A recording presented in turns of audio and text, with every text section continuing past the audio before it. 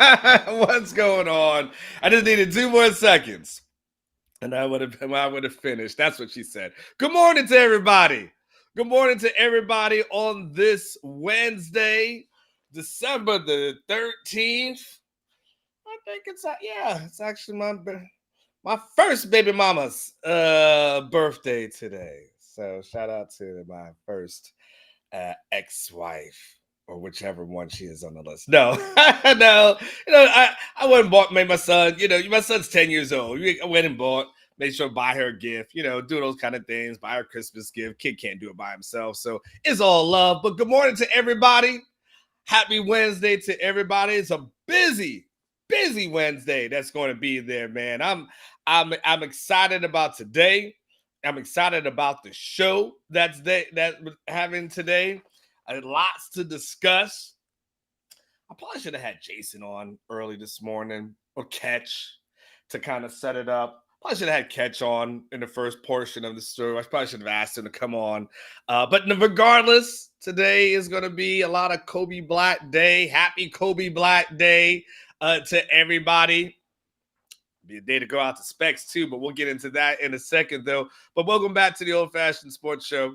I am your host, Anwar Richardson, a sports writer / columnist / show host / a lot of jobs that is in here. But for the next 3 hours, I'll be kind of talking a lot of different things, Longhorn topics, off topics. Doesn't matter what the topics are. I'll just be talking about them. But clearly, this is going to be a lot of recruiting today, a lot of football action today, because there is a Kobe Black thing that's out there. There's an announcement to be had this afternoon, and we'll talk about that as well. But I want to make sure that today is a good day for guests.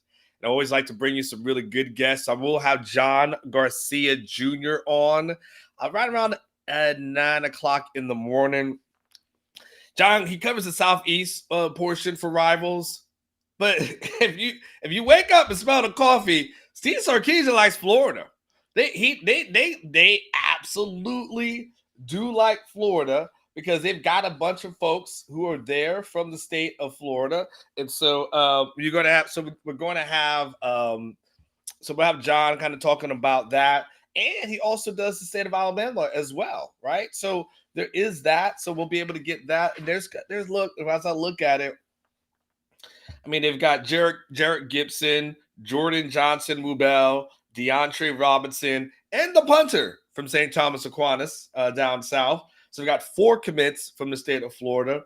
And then we need some updates on maybe a Solomon Williams and see what's going on there in the Tampa Bay area. And then, of course, he covers the state of Alabama as well. That's in his region as well. So Ryan Williams would be a good person to bounce some things about. There's a lot to discuss with John. And so we'll have him on at 9 o'clock. Then Alex Dunlap is on. And I can't tell you where that's going to go. If I try to tell you what I feel like Alex and I will discuss today at 9:30, I don't know. Alex might talk. He may talk for 30 minutes about hunting. He might talk for 10 minutes about recruiting. I don't know. I'm always open to wherever the conversation goes with a guy like Alex Dunlap. So we'll have him on as well. And then, of course, we'll have some social media standouts. Let's see if we can sneak in some buy or sell. There's some conversation from yesterday that I didn't get a chance to finish, so I like to be able to do that. So yeah, there's a lot to discuss. So sit back, relax, and enjoy the ride, because it's so functified if you want to go old school with that. Let's go ahead and get in the chat, though. I want to go ahead and acknowledge everybody. I noticed this morning that Dale Coleman had cracked the code and got that #1 spot. So props to you, Dale Coleman, DC in the house. Good morning to you. Just the dude is in here, back with the, always a back-to-back comments from you, Just the Dude. So good to see you in here as well. Happy hump day. Let's get it. Chris Bennett, the original OG of super fans. He's in the house. Chris Bennett is here. Mr. Chris Bennett is like the guy, those like 80s rappers.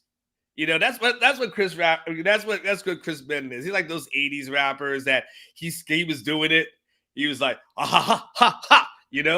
That's what he is. And now you got all the new super fans who got like all tons of followers and everything like that. And they got their unique niches and stuff. And then, but if you go to throwback, Chris Bennett, he was the first. He was the first super fan that was out there.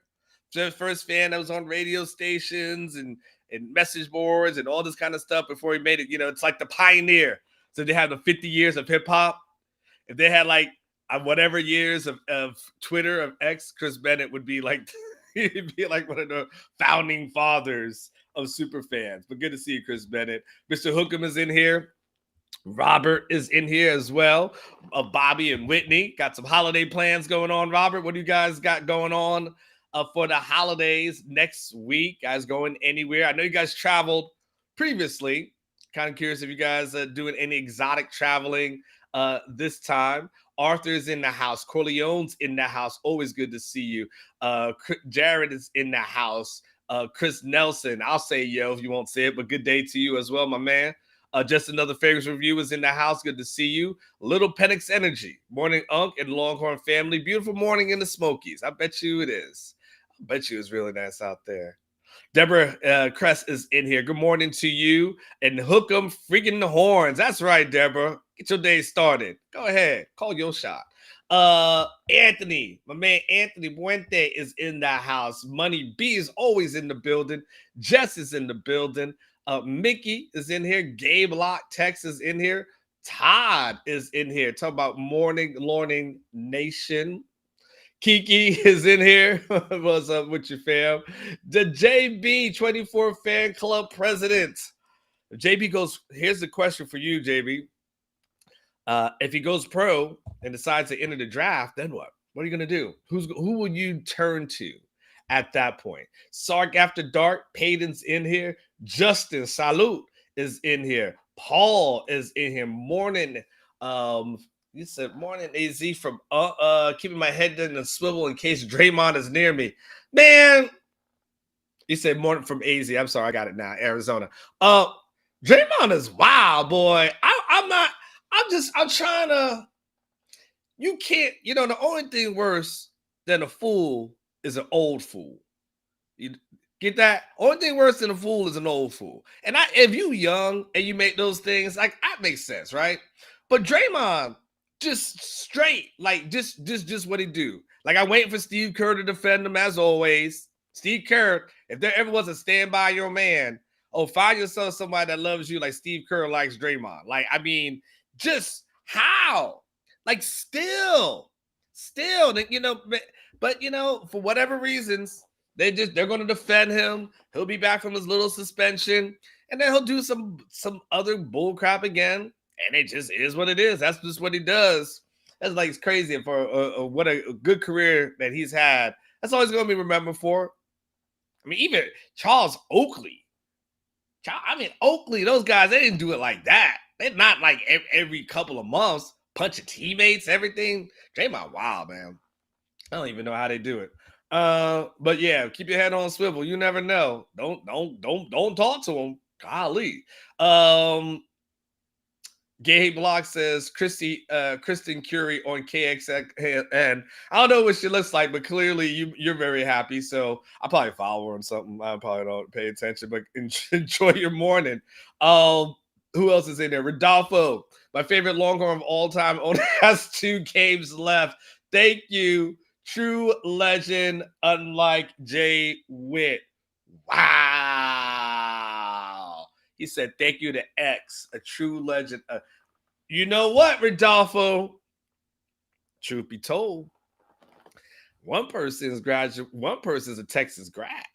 I'm just saying, Jay Witt has got a degree from the University of Texas. He's a Texas X. That's what he is. So I'm just saying, the shade that you put towards Jay Witt is just so disrespectful.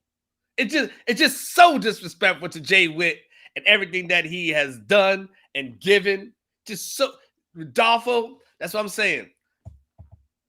If I want my I don't want that as my birthday present. So bad, like Catch trying to be like, we should do this for your birthday. First and foremost, you know I love Catch. Catch still ain't paid up on that damn Pluckers thing. So I don't even tell me about the birthday thing, because I still ain't got that Pluckers card from Catch that he promised me months ago. Months. I was like, hey, just email it to me, because I don't ever see you. Oh, we'll see each other. Like, man, just email it, because I will see you. Ain't seen him. Ain't seen the Pluckers card.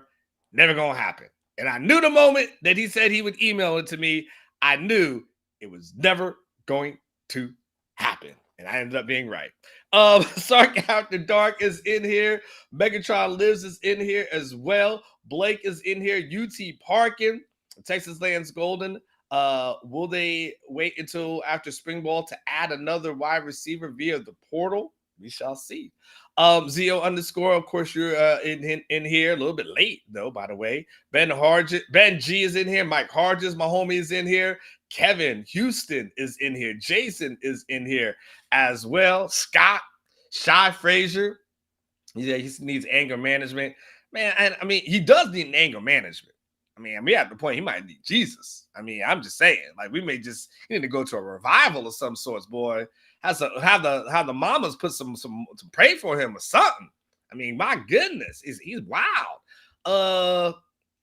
Tyler is in here.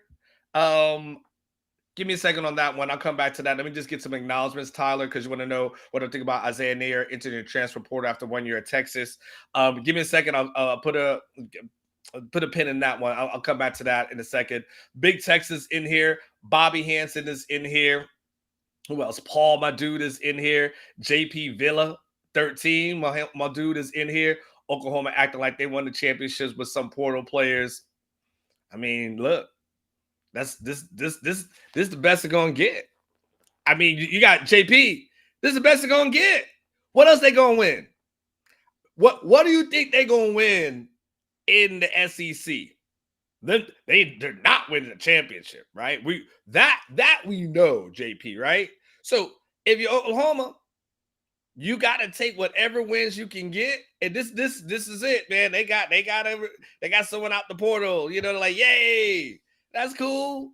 I mean, they can go ahead, go to the SEC, they can get that work, and that's gonna be it. So I mean, yeah, this is when you are OU, JP, and you've seen that in your last year, think about this, your last year ever playing Oklahoma State, you got served, and now they will forever, that'll be the game that everyone's going to remember you for. And then you've been able to talk all that trash about Texas for all these years, and now Texas is in the playoffs. I mean, now your two biggest rivals had more success than you did. So this, what they got? This. That's it. This is their trophy. This is it. This might be the only trophy that they put up and hoist up in this month. We'll see what happens with San Antonio. We don't know. But I got some good San Antonio Rex for them, and they need it. Let's see. Well, hold on. Alice is never paying for that dinner. Jeff got you the car, but let's see. Rodolfo it's Catch the cheapest boss you've had. I wouldn't describe him as cheap. I wouldn't say that. He just is not giving me the Pluckers card. That's all. He's not cheap. Cheap is not what I would say. I just want my Pluckers card. That. So then when he's like, "Oh, we'll do something for your birthday," I'm like, I might be dead before I ever get that. Just give me the money. Just give me the money. I'll do that. Doug is in the house, of course. Mark Maurice is in here. Donnie's in here. Gilbert says that mustache is mean. I don't know if that's like bad meaning good or good meaning bad. Like, I don't know. Like mean like, is it all right? I don't know how you're using it. I don't know how you're using the statement. So it's here. I'm kind of getting used to it. So it is what it is. Good morning to you, Robert, as well. And good morning to you, Binks. So Oklahoma in the SEC is the new ATM claiming trivial victories. Hey, think about it.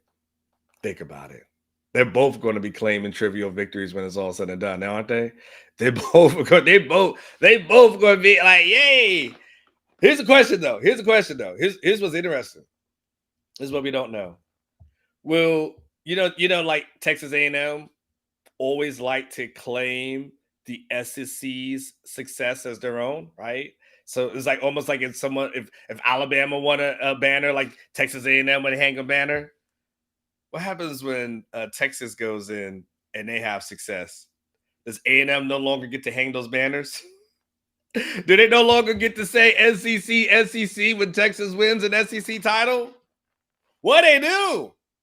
Because that's been all they had is they've had is being able to cling on to that thing, right? So what happens when Texas goes in there and they started kicking butt and taking names? Is they not gonna go ahead and claim that as their own too? What a dilemma for them. I can't wait. I can't wait for the chaos. And then let's see. Anything else? Right, cool. All right, the mustache is straight. All right. Well, you better say it because it look like a damn cop. You gotta be out here looking like a cop. Look like this straight popo, red dog right here. Look at this. Look at what you guys got me doing right here. It is what it is. I wear it, be in all my Christmas photos for the rest of my life. Crazy. All right, speaking of crazy, my main man El Presidente. If you're looking for a home in the DFW area, never look any further than Eric Sells Homes DFW. Looking for the buy, looking to sell, whatever it is. I'm still going to tell you, now's a good time to buy a house. No competition. But if you want to wait, that's okay. You still hit them up. You still let them know, like, hey, I'm interested. I'm thinking about doing this thing. Eric Sells Homes DFW. You're looking for to make that move. He's the person that's got you covered. So Eric Sells Homes DFW. Check him out. Good morning to you, Catherine. Good morning to you, Jason, as well. And Mickey, absolutely, I agree with you. Smash that like button. Absolutely, go ahead and do that. Just hit it. Just hit the like. Just cool. Subscribe to the channel. Cool. I mean, just do it because I'm out here. Just think of like, man, you know what? Because we're in a society nowadays where they expect you to tip for everything, right? Like everywhere you go, somebody's asking you to tip for something. Like I feel like I go to Walgreens and they asking me to tip, like just for ringing me up. Like you got to tip for everything.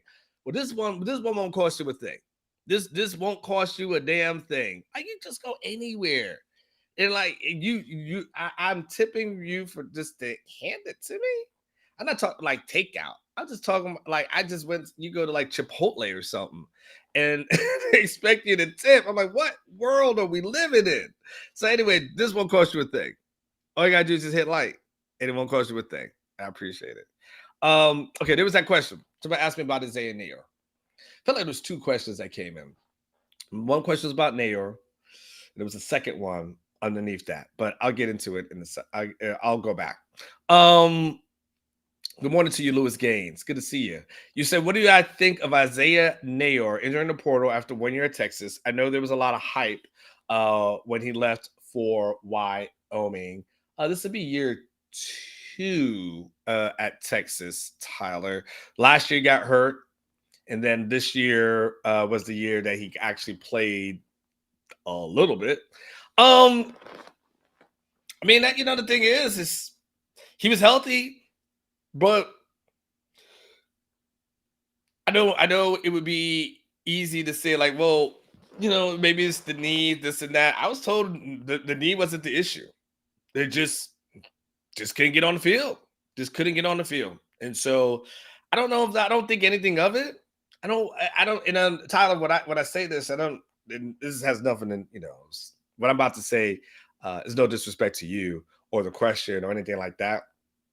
I really don't worry about guys who don't play. I mean, if you kind of honest with you, like if a guy comes here and he doesn't get much PT, there's not much for me to think about other than it just wasn't a good fit for him for whatever the reasons were. And I know he was frustrated about not getting play time. Like I do know that. And I know that he felt like he should have been on the field, but And at the end of the day, I mean, what he did at Wyoming sounds great, but in hindsight, with a lot, especially with a lot of these guys, we were having this conversation yesterday. Sometimes the grass, when you think is greener, isn't necessarily greener on the other side. And sometimes guys like him probably should have just stayed at Wyoming. Just be honest with you. Probably just should have stayed there. Now you can't turn down the opportunity to come to Texas. I get it. And of course the NIL packages, I get it. Like those things are cool, but sometimes, all money ain't good money. You know what I'm saying? All money ain't good money. And that's one of those situations where, the injury happens, it gets derailed, it gets passed over. So I don't really think anything about it. He was here for 2 years, didn't get much playing time. So hopefully he goes somewhere else. Hopefully he's able to, live out his dream. Hopefully he'll be all right. So I wish the young man nothing but success. But I mean, when you look at Texas, you look at the roster. I mean, Texas is playing for the college football. I mean, Texas is in the playoffs at this point. Last thing I said on the Tyler, Texas is in the playoffs. So, that's where it's kind of like, I mean, if this was a 6-6 team, I might say, oh, well, what should they have played Isaiah Neyor more? But nah, I'm okay with it. Oh, there was another question, Aaron. Someone asked me something else. Did you find that by any chance? Yeah, we'll get into that. Yeah, it's going to be like, I believe, 420. It's real easy, Bobby. Aaron's the one that figured it out. If there was an announcement that you were going to go to Texas, wouldn't you want to announce it at 420? I'm just saying. If there ever was I'll go into Texas announcement, that's got to be 420. That'd be the time you would absolutely announce it. Go ahead and do that, Aaron. Go ahead and put that on the screen for us. Go ahead and put up the if you can, the Kobe Black announcement time. So since he already asked a question, we already had it in the queue for you. Fam. We have you covered. Come on now. Dave Campbell's Texas football. They do a really good job, by the way. Really good job. I just like how they cover the state, whether from the high school portion of it versus in addition to the college portion of what they do. Just a really good, solid publication. Like I have a lot of respect, and I haven't met a ton of them, to be honest with you, but I have a lot of respect for the work that they do over at Dave Campbell's Texas Football. Really, really, really good product. So shout out to them. Just want to make sure I said that. But yeah, they announced, join us on Wednesday at 4:20 p.m. Central Time for the special commitment announcements of the state's number one cornerback, Kobe Black. Who will he pick? Hook 'em, gig 'em, go Pokes, go Ducks, go Tigers. There is a link that's there. So it looks like the best thing to do is find Dave Campbell's Texas Football. Looks like you just get on their YouTube channel, around that time. Hop on there.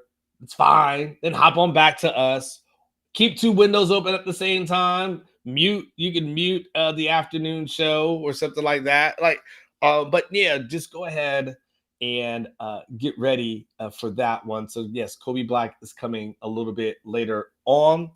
And we'll see what happens. We'll see what the young man decides. I will give you a little bit of. I'll give you a little bit what Jason wrote about this thing. And yeah, and so Jason, and this is what Jason had in the other day. It says, taking a little bit more patience than Texas fan base would have liked, but we're officially on the Kobe Black commitment watch, with Black set to make his decision on Wednesday afternoon at his school. The Waco Conley standout officially listed a top 5 back in August that consisted of Texas, Ohio State, LSU, Texas A&M, and Oregon, because most of the schools are non-factors at this point, while Oklahoma State is the one program that's perceived as a minimal threat to the Longhorns' chances. This is what Jason Suckermel from Orange Bloods writes. He says, as we reported a couple of weeks ago, this is a surprising level of confidence coming from the people in the Oklahoma State program. But that doesn't coincide with what OB is hearing, and it just doesn't pass the smell test. This is what Jason writes. It goes, yes, Black's brother plays at OSU, and yes, he's visited Stillwater numerous times to watch his brother play, but he never did take an official visit there. And Texas has been the one team that he seems to have a stranglehold on this since Black visited Black and his family visited UT in June. Even that date may be a conservative estimate. Two more things from that I want to make sure I have that Jason wrote here. It said, full transparency. There was actually talk coming out of Black's official visit to Texas in late June that a commitment could go down at any time.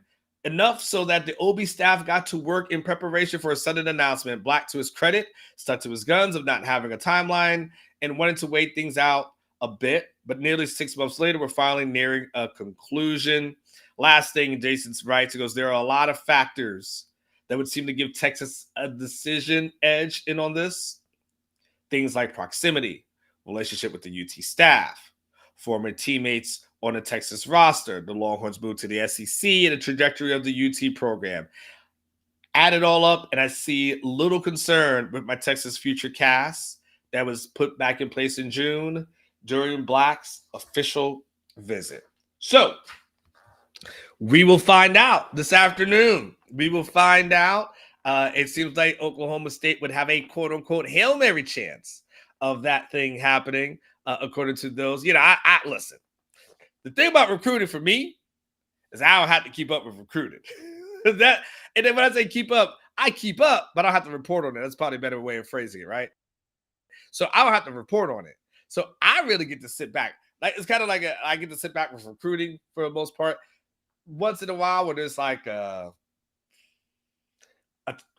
elite recruit, somehow I'll get in on that one, and I'll do some things as relates to that. But you know, for the most part, you know, once every couple of years, I'll take over, you know, the recruiting aspect of somebody. Outside of that, I can sit back and watch. It's kind of like basketball. Just sit back and chill. You know, I'll just relax. I'll sit back and relax and see this thing, and then react with you guys this afternoon when this whole thing comes about. So looking forward to that. And the last I want to make sure, Aaron, if we could put on the screen is that graphic of current Longhorn commits. Just want to make sure you guys know where Texas is as of this moment. It's a little tiny.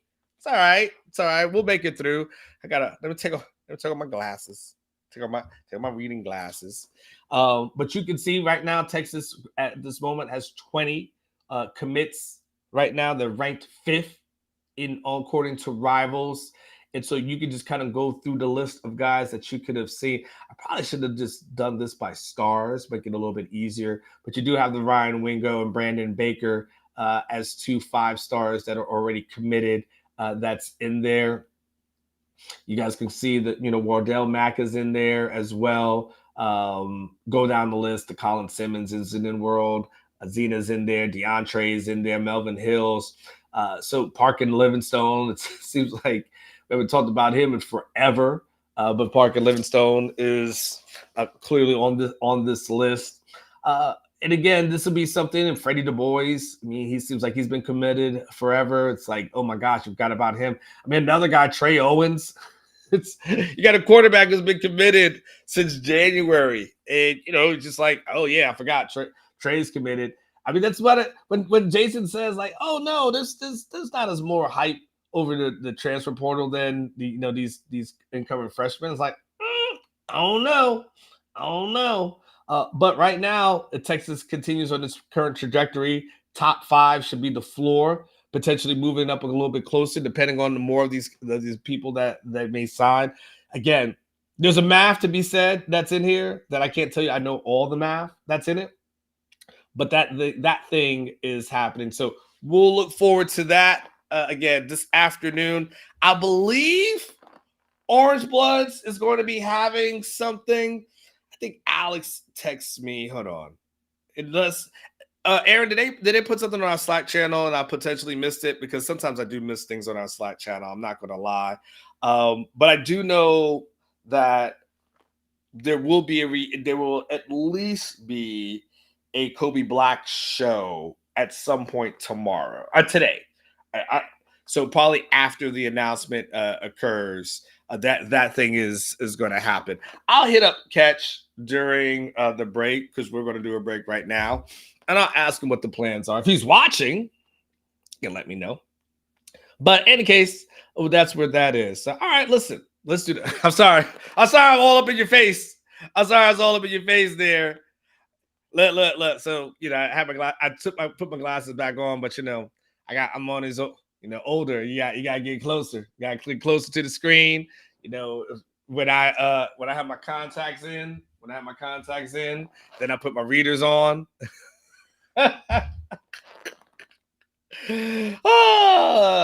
That's not necessarily an old folk problem though, because young people got glasses too, so it's not that. But I was reading the screen, so every time when Aaron put something on the screen, I usually take my glasses off and get really close. So I'm so sorry that you had to see up my nostrils right there. But good morning to you, South End Zone Queen. All right, and William as well, and Kai. Good morning, and Calvin. Good to see you, Calvin. Guadalupe is come in here as well. I'm just seeing a few people that rolled in here a little bit late. Donnie is rolled in a little late. Billy is in here as well. Pet Rooster is in here as well. Jesus Ruiz is in here. Craig came in here. All right, good. I just want to make sure I acknowledge that. And Nash Talks Texas. He says the audio is way off from the video. Is that serious? This is some BS. It's becoming an everyday thing. I'm not really feeling it. All right, let's do this. Thank you, Nash. Appreciate you. We'll do a reset. Spectrum sucks. Spectrum, you about trash. This is about a trash internet as trash could be. Let me go ahead and do a reset, though, and then we'll be right back. We'll have more information coming, all right? I'm assuming we get number 2 next, and I'm assuming, obviously, that would be Washington, unless they want to get kooky and go to the bottom and, give us 6. But I'm assuming we get number 2. Oh, they're going to say it and then cut away to Harbaugh. They cut away to Jim Harbaugh watching, and now we see the clap reaction in Indianapolis. So we are really slow burning this one. Michigan's won. Jim Harbaugh is clapping and sending someone to all 3 of the prospective Harbaugh had opponents. the signals before the announcement was ever made. Yes, he did. Knew. Yeah, well He played. hired someone to be in the room, to buy a ticket to be in the ESPN production room. The number 2 team we would assume is next. It is, and it's Washington. All right, there's no shock. 2 undefeateds, 2 that we knew if they're undefeated and they win, they get in. They're in. Michigan's in the 1-4 game. Washington is in the 2-3 game. DeBoer and his crew, well-deserving, like Jason said, beat Oregon twice. Now, this may be Texas next. This may be the moment, Texas fans, you've been waiting on, because number 3 would be next. Number 3 is next. If it's Texas, then all this hard work, this is why you lift those weights. This is why you do all that and shit. Washington's not having a party, so we don't have to cutting away the cutaway Washington shot. Exactly. Could it be Texas? Could it be Texas at number 3? It's got to be the next thing they announce. This could be Texas. Or is it going to be Bama? Or is it going to be Florida State because they're undefeated and they're really weird and they're going to put them at 3? We'll see. Michigan won. Put Georgia Washington 5. Texas is in. Texas is in. This just Texas in. Texas is in. They are the 3 seed. Texas and Washington will have a rematch. It's probably, well, I don't know if it's going to be Rose Bowl or not. We'll have to, it may be Atlanta. That's going to be a fun game. That should be a fun They're game. in. They're about to show the reaction. They just went crazy. Phones are being utilized in Austin, Texas to video and take pictures. Things are being thrown. Anwar Richardson is probably being pushed and pulled. Steve Sarkisian is looking very excited. Texas is in. Congratulations, Longhorn fans. You put on the show you needed to put on. The Undertaker gave viewers a belt, and the committee couldn't say no to you.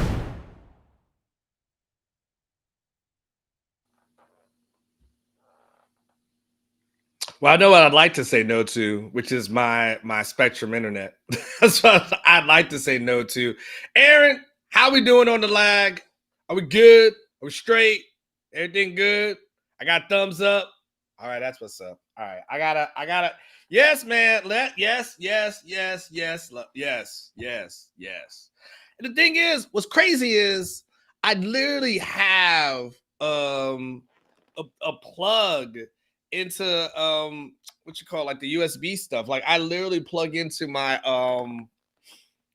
Google, what's the Google thing that you have throughout the house, like the three router things, like it plugs straight into that. So you would think that would provide a little bit better service, but nah, not my life. That's okay.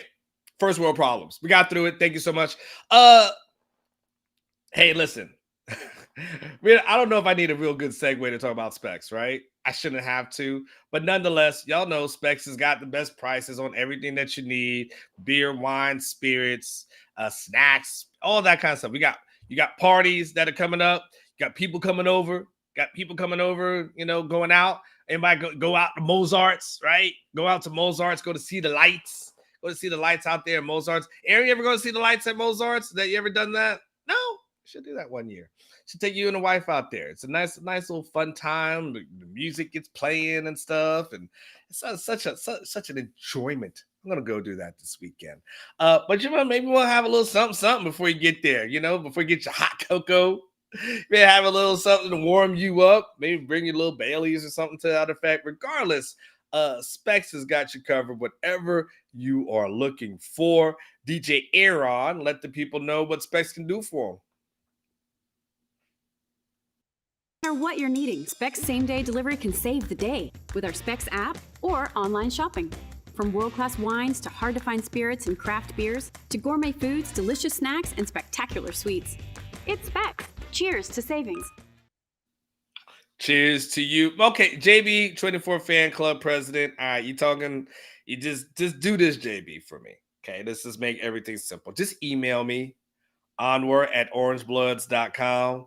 I appreciate it. I'm sure you're 100% right on this whole fiber thing, but right now, I mean, I'm not. Someone said plug. Not that plug. Bunny.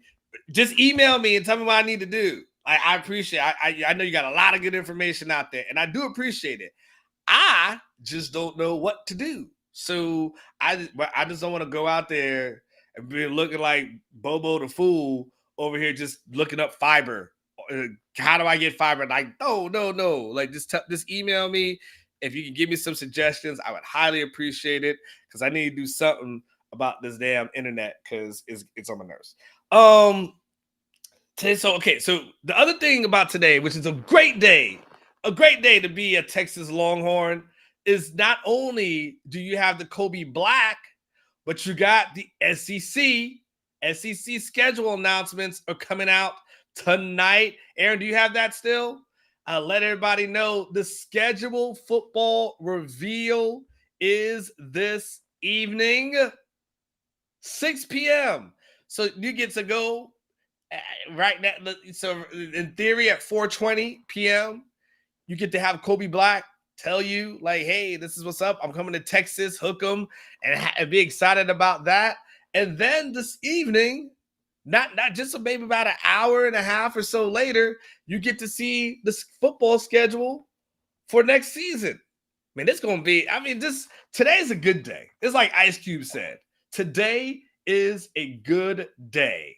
So yes, get ready for that. Kobe Black, 2024 SEC football review. And then Ketchum is messaging me now. So check this out. Here's now I know. Alex and Ketch will be going live today on our channel at 4 p.m. with wall-to-wall coverage of the Kobe Black commitment / not signing, but commitment. And Jason Sukamel will be in Waco and be reporting from there. So there you go. I figured we had something. And I guess, like I said, sometimes they say things in these meetings on our Slack channel, but sometimes people comment so much on our Slack channel that I actually just I miss a lot of messages because I never know if it's actually something that's serious or just someone that's like just talking about their prospects. So I mean, I missed it. So thank goodness that's what you guys know. So after me, you're gonna have house divided at 12 from 12 to 3. And then somewhere after that, around 4 o'clock, you're gonna go straight Kobe Black. So that you got get ready for all that today. And did we still have the Outsiders? Is Outsiders tonight, Aaron? So then we have the Outsiders this evening. So you're good to go. You're good to go. It's fun. I was talking to some people on Orange Buds yesterday, and they were saying like, you guys have so much content. It's kind of hard to watch every show. I'm like, okay, it's you don't have to watch every show. Just watch as many as you can. We're good. We try to give you as much as possible. So you do have that. So that's going on. And then for you guys who joined the show late, we will be talking recruiting within the next 20 minutes. My man John Garcia from Rivals will be in here to break down everything. So John Garcia from Rivals, he's a Southeast guy, but Texas has got guys in that Southeast region. And so I want to make sure that he kind of talks. When I say Southeast, I mean like Florida, obviously Alabama. Texas has 4 commits from the state of Florida, which is crazy. And then they also are in the hunt for 2 people, one person from Tampa, of course, and then Ryan Williams from Alabama. So I'm going to have John to come on and kind of break down everything as far as that is concerned. So we got a lot of the show to get into. Let's see. What else? I started on this yesterday. Didn't get a chance to finish it. So I'm going to see if I can finish this before John gets in. Felt really good about what I was talking about. I was feeling good. I was like, oh man, I'm getting my points across. I'm not stumbling. I didn't mention something like Texas beat Washington in the Alamo Bowl. Like today's a good day, And then Jason Sukumel joined in. I was like, damn it, man. And I didn't have a chance to finish everything. So I'm going to try to go back to this. Anybody else bought their tickets still? So there's still a contingent of Texas fans who are waiting for the tickets to buy the tickets for the Sugar Bowl. I don't know what the prices are looking at. Something is going to go down. I got some because I was just like, I ain't got time for all this. No, I don't need all that. Hold on 1 second. Drop one of my notes. Thank you for the fan. All righty. So there's this. So one of the things that I think becomes relevant, even as we talk about, and I still think is relevant as far as the transition is concerned, when we start talking about Sark and we start talking about the Kobe Blacks of the world, and we start talking about this signing class that's ranked number 5, and like how you able to do that and how you able to build the success like year in and year out, the way that Sark is being able to do that recruiting success that we're seeing right now. The thing I was starting to outline yesterday that I didn't get a chance to really finish, but I'll kind of start it once again, but kind of revamp it, is that I think Steve Sarkisian has done a great job of appealing to today's generation of players and understanding and adapting to what today's generation looks like. And again, that's, when you fail to adapt, in any aspect in life, really, right? But it's, specifically in sports, when you fail to adapt and when you fail to realize like, hey, things have been different and things are changing, those are the people who usually get left behind. The example I used last week, and then yesterday, which I guess technically I probably used it before, but I used the example for those of y'all who played football back in your high school, back in the 80s and 90s, and maybe before that, so probably 90s and maybe before, maybe early 2000s at the most, but usually 90s and before. Is like I use the example of the water breaks and how when you played football, water was viewed as the reward for finishing practice, and not like the necessity that we understand that you need water for. It was like you literally had to run out in the hot sun and throw up. And now we're smart enough now to know, like, oh, you know what that means? Like, all that means is like your organs are cooking inside. Your organs are literally cooking inside, and you got a coach who's like, no water. You're like, what in the hell? What are we doing? You're literally trying to kill people. It's just ignorance, right? But when you know better, you do better, right? And so when we've heard the thing about culture, we've heard people try to talk about culture and implementing their culture. We've seen it happen in the previous two coaches, but we've seen it happen in ways that, as we look back on it now, hindsight being what it is, that wasn't really culture that applies to today's athletes, right? So the thing I use, like from when Charlie Strong got here, right? Charlie Strong was all about it's my way or the highway. And then he's like, I need to run guys out of town. I need some Florida guys. Like these Texas guys are soft and they're weak. And I don't vibe with any of that. Give me my tough Florida boys. This is what I'm used to, right? So he has 10 people that he dismissed from the team. Just get off my team, right? Everybody thought it was really cool at the time, right? Everybody called him like he was Principal Clark. You know, they used to call me Crazy Joe, now they call me Batman, right? It was so cool for him to do that. And then he had his core values and things that he put up on the screen, and everyone was so excited about the core values, and everyone thought to themselves like, oh man, Charlie Strong's got these core values. It's going to be like amazing. Like look at the culture, quote unquote, that he's establishing. And so part of those things that he had of his core values that was supposed to establish the culture was no drugs, no stealing, no guns, no earrings, treat women with respect, and attend class. Now, the one I have an issue with as I go back on this thing is the no earrings. And that ain't as disconnected could be. I don't know what is. And this is like, what, 2014?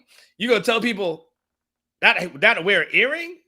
It's somehow, some way, that's supposed to equate to success on the field? What does that have to do with anything? Old folks would say, what's that got to do with the price of tea in China? That's got nothing to do with anything. But that's what he thought culture would be. He was a little bit older, and really, when it's all said and done, these are not the team building exercises that Fortune 500 companies would really gravitate towards, right? Tom Herman comes in. He's same kind of mentality. Weak, soft, 5-7, 5-7. I need to come in and implement my culture, right? So the thing that I wrote about, that I read yesterday, was that so obviously, the infamous sit the F up in the meeting thing, right? And so this is one thing I wrote about in his tenure. And I said the entire offseason centered around beating bad habits out of the Longhorns. It was about placing guys in the gold and green and crimson rooms. It was about punishing guys who struggled by serving them baked beans, burnt hot dogs, and a crappy breakfast. It was about P charts and testing the urine of players. This was the new world order. Now, look, you could argue that was somehow a success because they never had a losing season. They were 4-0 in bowl games. But at some point, was it necessarily connecting with the players? Not really. And the thing I said, that the thing that Ketch pointed out at that time was like, you know what? Sometimes people just need a hug. I know it's crazy to think that as men, right? Because men, machismo, all these kind of things, right? Like, oh man, hug it out. When we hug, it's that's our hug, right? It's just real simple, right? But it's not an embrace, right? But it's not even like the physical hug or the physical touch per se, but it's more so like, hey, is that how you connect with your players? Because when it's all said and done, it resonates with a few, but does it connect with everybody? And the thing that I give, Sarkisian credit for is that Sarkisian has had this understanding of, okay, there's a way that you connect with today's generation of players, and it's not by kicking ass and taking names, but it's literally by creating genuine relationships with today's players, understanding that today's players are different than yesterday's players. Today's players aren't the type of players that you could just cuss up and down and think that they're going to go to war for you. They will not. That's just not how it goes. You might be able to do it with a few, but you can't do it with the majority. That's not how this thing works. And I said, I noticed the thing about Sarkisian that I've noticed is that he coaches like an NFL coach. Okay. What do I mean by that? When you go to the NFL, and I've said this before, but when you go to the NFL, the reason why the majority of coaches who come from the college ranks fail in the NFL is because they don't understand that you coach through relationships, not by standing there and thinking to yourself, I'm going to bang the heavy hammer. They don't respond to that. It's not what they do. I remember the two stories that I use as an example. I remember because I covered the Bucks. For those of you who don't know, I was former Tampa Bay Buccaneers writer for many years. Also covered Detroit Lions, right? So I did that for a long period of time.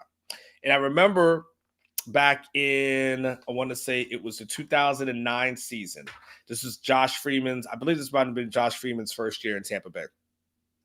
Yes, it was Josh Freeman's first season. Josh Freeman's first season in Tampa Bay. Tampa Bay goes to London. They go to play against the New England Patriots. Not having a good season. That's just how it goes, right?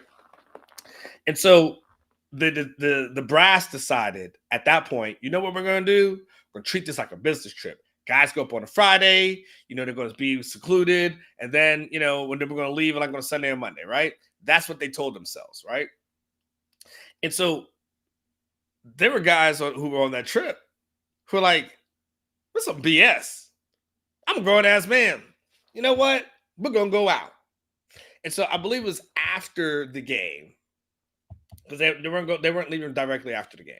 And so after the game, I believe it was after. I believe that my timeline was after, but I know it was that weekend. Regardless, the most important part of the story is when that group of players came back to the hotel.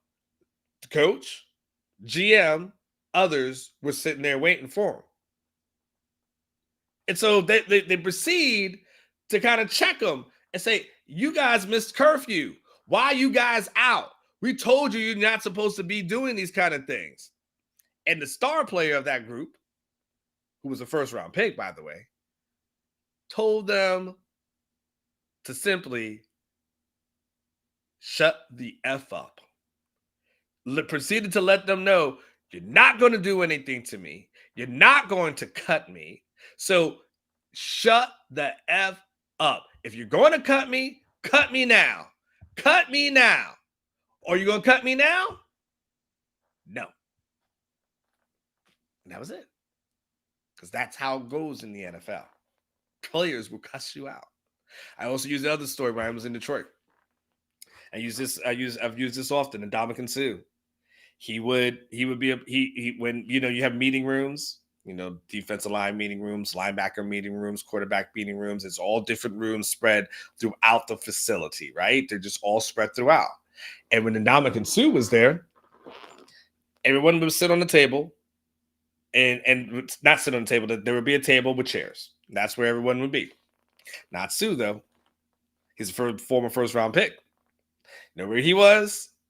Back in the room in his Nebraska red recliner. Chilling. The big leather things. Like the things you see at the mall. Like those big leather things. He would sit back there by himself while everybody else sat there. And you know what? Nobody said a damn thing. Because you're not going to tell him anything. And so eventually, somebody in the, not me, but someone writes about it. I know it was like a year or so later. And then that kind of becomes like a little bit of the thing. And then he actually goes out and buys the chairs for everybody else, right? So there's that. But that's what the NFL is. So the NFL is all about relationships. That's how you get the most out of people. And Sarkisian being kind of grown and molded in that thing, ends up coming to Texas, learns a lot from his Washington experiences, and decides to say, "You know what I'm going to do? I'm going to make relationships one of the most important things that we have here and on this team." And so he does it instead of saying like, "You guys didn't accomplish this, you guys didn't accomplish that, blah, blah, blah. Here's a list of rules. Let me put this on the wall," all that kind of stuff. He's like, "You know what? I want to do something. Let's get to know each other as men. Let's be vulnerable," which is something that men love to do, men always love to do. And he implemented a thing called Culture Wednesdays during the summer, and then they have Culture Fridays throughout the season here at Texas. And so essentially what that thing is that it's not about football. It's about you as a person. Tell me something about you that I don't know. Tell me about your family. Tell me about your upbringing. Tell me about your biggest disappointment. Tell me about the things that you've gone through in life, your biggest hurdles, your biggest obstacles, all those things in an ability to know someone and then to eventually connect with them. Be vulnerable. Write things down on a card and then share it with someone. Talk to someone, not only your room, to another room. Linebacker, write it down.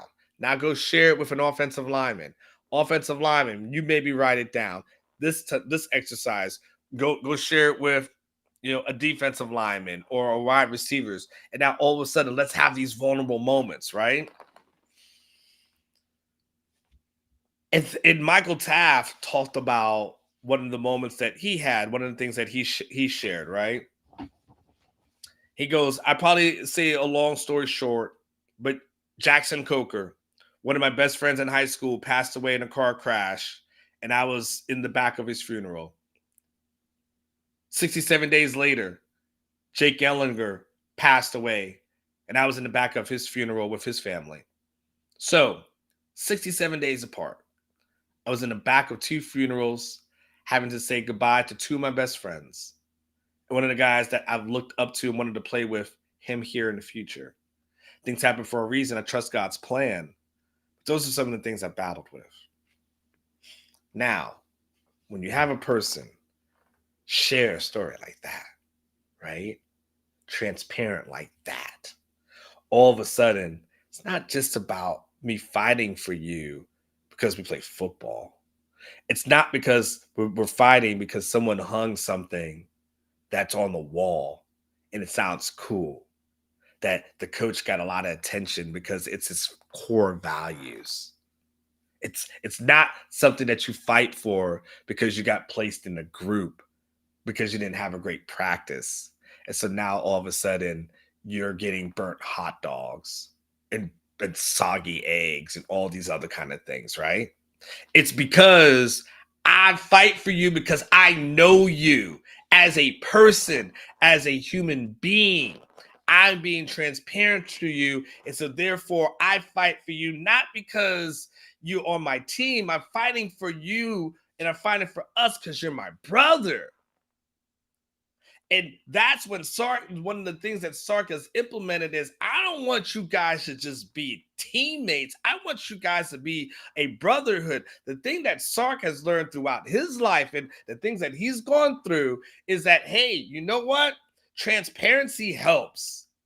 And as you guys know, hell, we just had the month of November. We grew this thing out, right? Transparency helps. It opens doors and it helps people. One of the things that he's done so well. So when you start looking at like the success of what he's been able to do, and you look at the players and the brotherhood and the connections, it goes back to Sark's desire to have genuine relationships, not gimmicks, but being able to connect with today's players. One of my friends is going into coaching. You guys would know his name if I said it. And he said, today's kids, he said, it's all about the why. So it's not just about me telling them what to do. Because when I played, it was all about bam, bam, bam. He goes, now they want to know why they do it. And the old school coach, if he can't explain the why, you can't connect with them. Today's generation is different. But what is setting Sark apart from the rest is ability to understand today's generation and find a way to connect to them. And by finding a way to connect through true, genuine moments. You want to know one of the reasons why your team is having success? That would be one of them. All right, let's do this. John Garcia is about to come in here, And I've got a lot of good questions. I think they're good. I mean, I'm biased because I'm asking them. So, of course, I'm going to think these are good questions. He might think they're the worst questions in the world. But listen, we are a week away from signing day. Just a week, man. And I know this guy's schedule is getting packed, but I have a lot of questions for him. So let's enjoy this. Let's embrace this. And let's bring in John Garcia from Rivals. And let's go into our Speakeasy Lounge.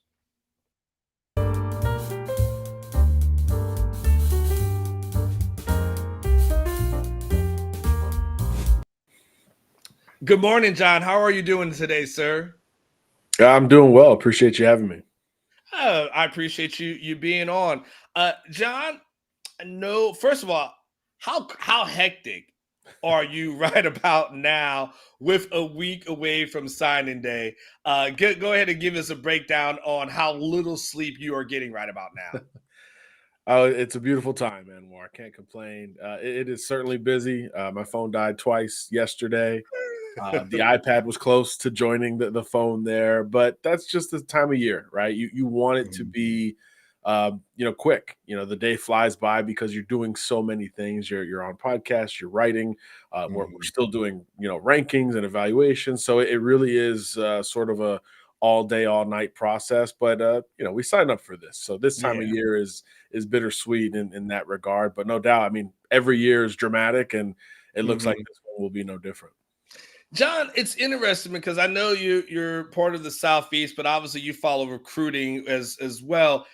It's really interesting right now. Like, where I'm used to seeing teams kind of go into Texas and find ways to recruit and take some of the top talent out of there. That's what I've seen throughout the years. The Ohio States have come in here. The Georgias come in here. Like, we've seen the teams, Michigan, and to a certain degree, Florida. But now I've seen Texas going into Florida. We saw it last year with CJ Baxter. They were obviously able to get Kirkland as well. And now I'm seeing them having 4 commits. They're in obviously on Solomon Williams. And we'll break down all those guys individually. But are we in a new world right now where the whole regional thing maybe doesn't apply to today's generation of recruits?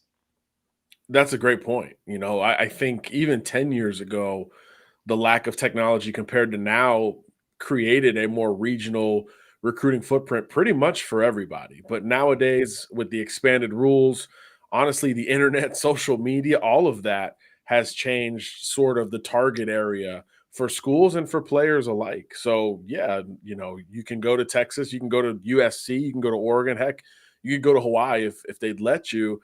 And it's not a big deal, especially with the new rules during the season with those unlimited official visits. So, it was always about how do you get a prospect basically entertained enough to get a visit? That was always sort of step 1 and 2. Can we get this kid on campus?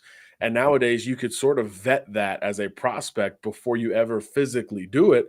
And if you see what you like online and social and through different channels, you go ahead and take the trip, because now you can take more trips than you could have ever taken before. So I think that has created a lack of, I don't want to say loyalty, but just a lack of consistency with prospects staying home relative to really even 5 years ago, much less 10 or 15.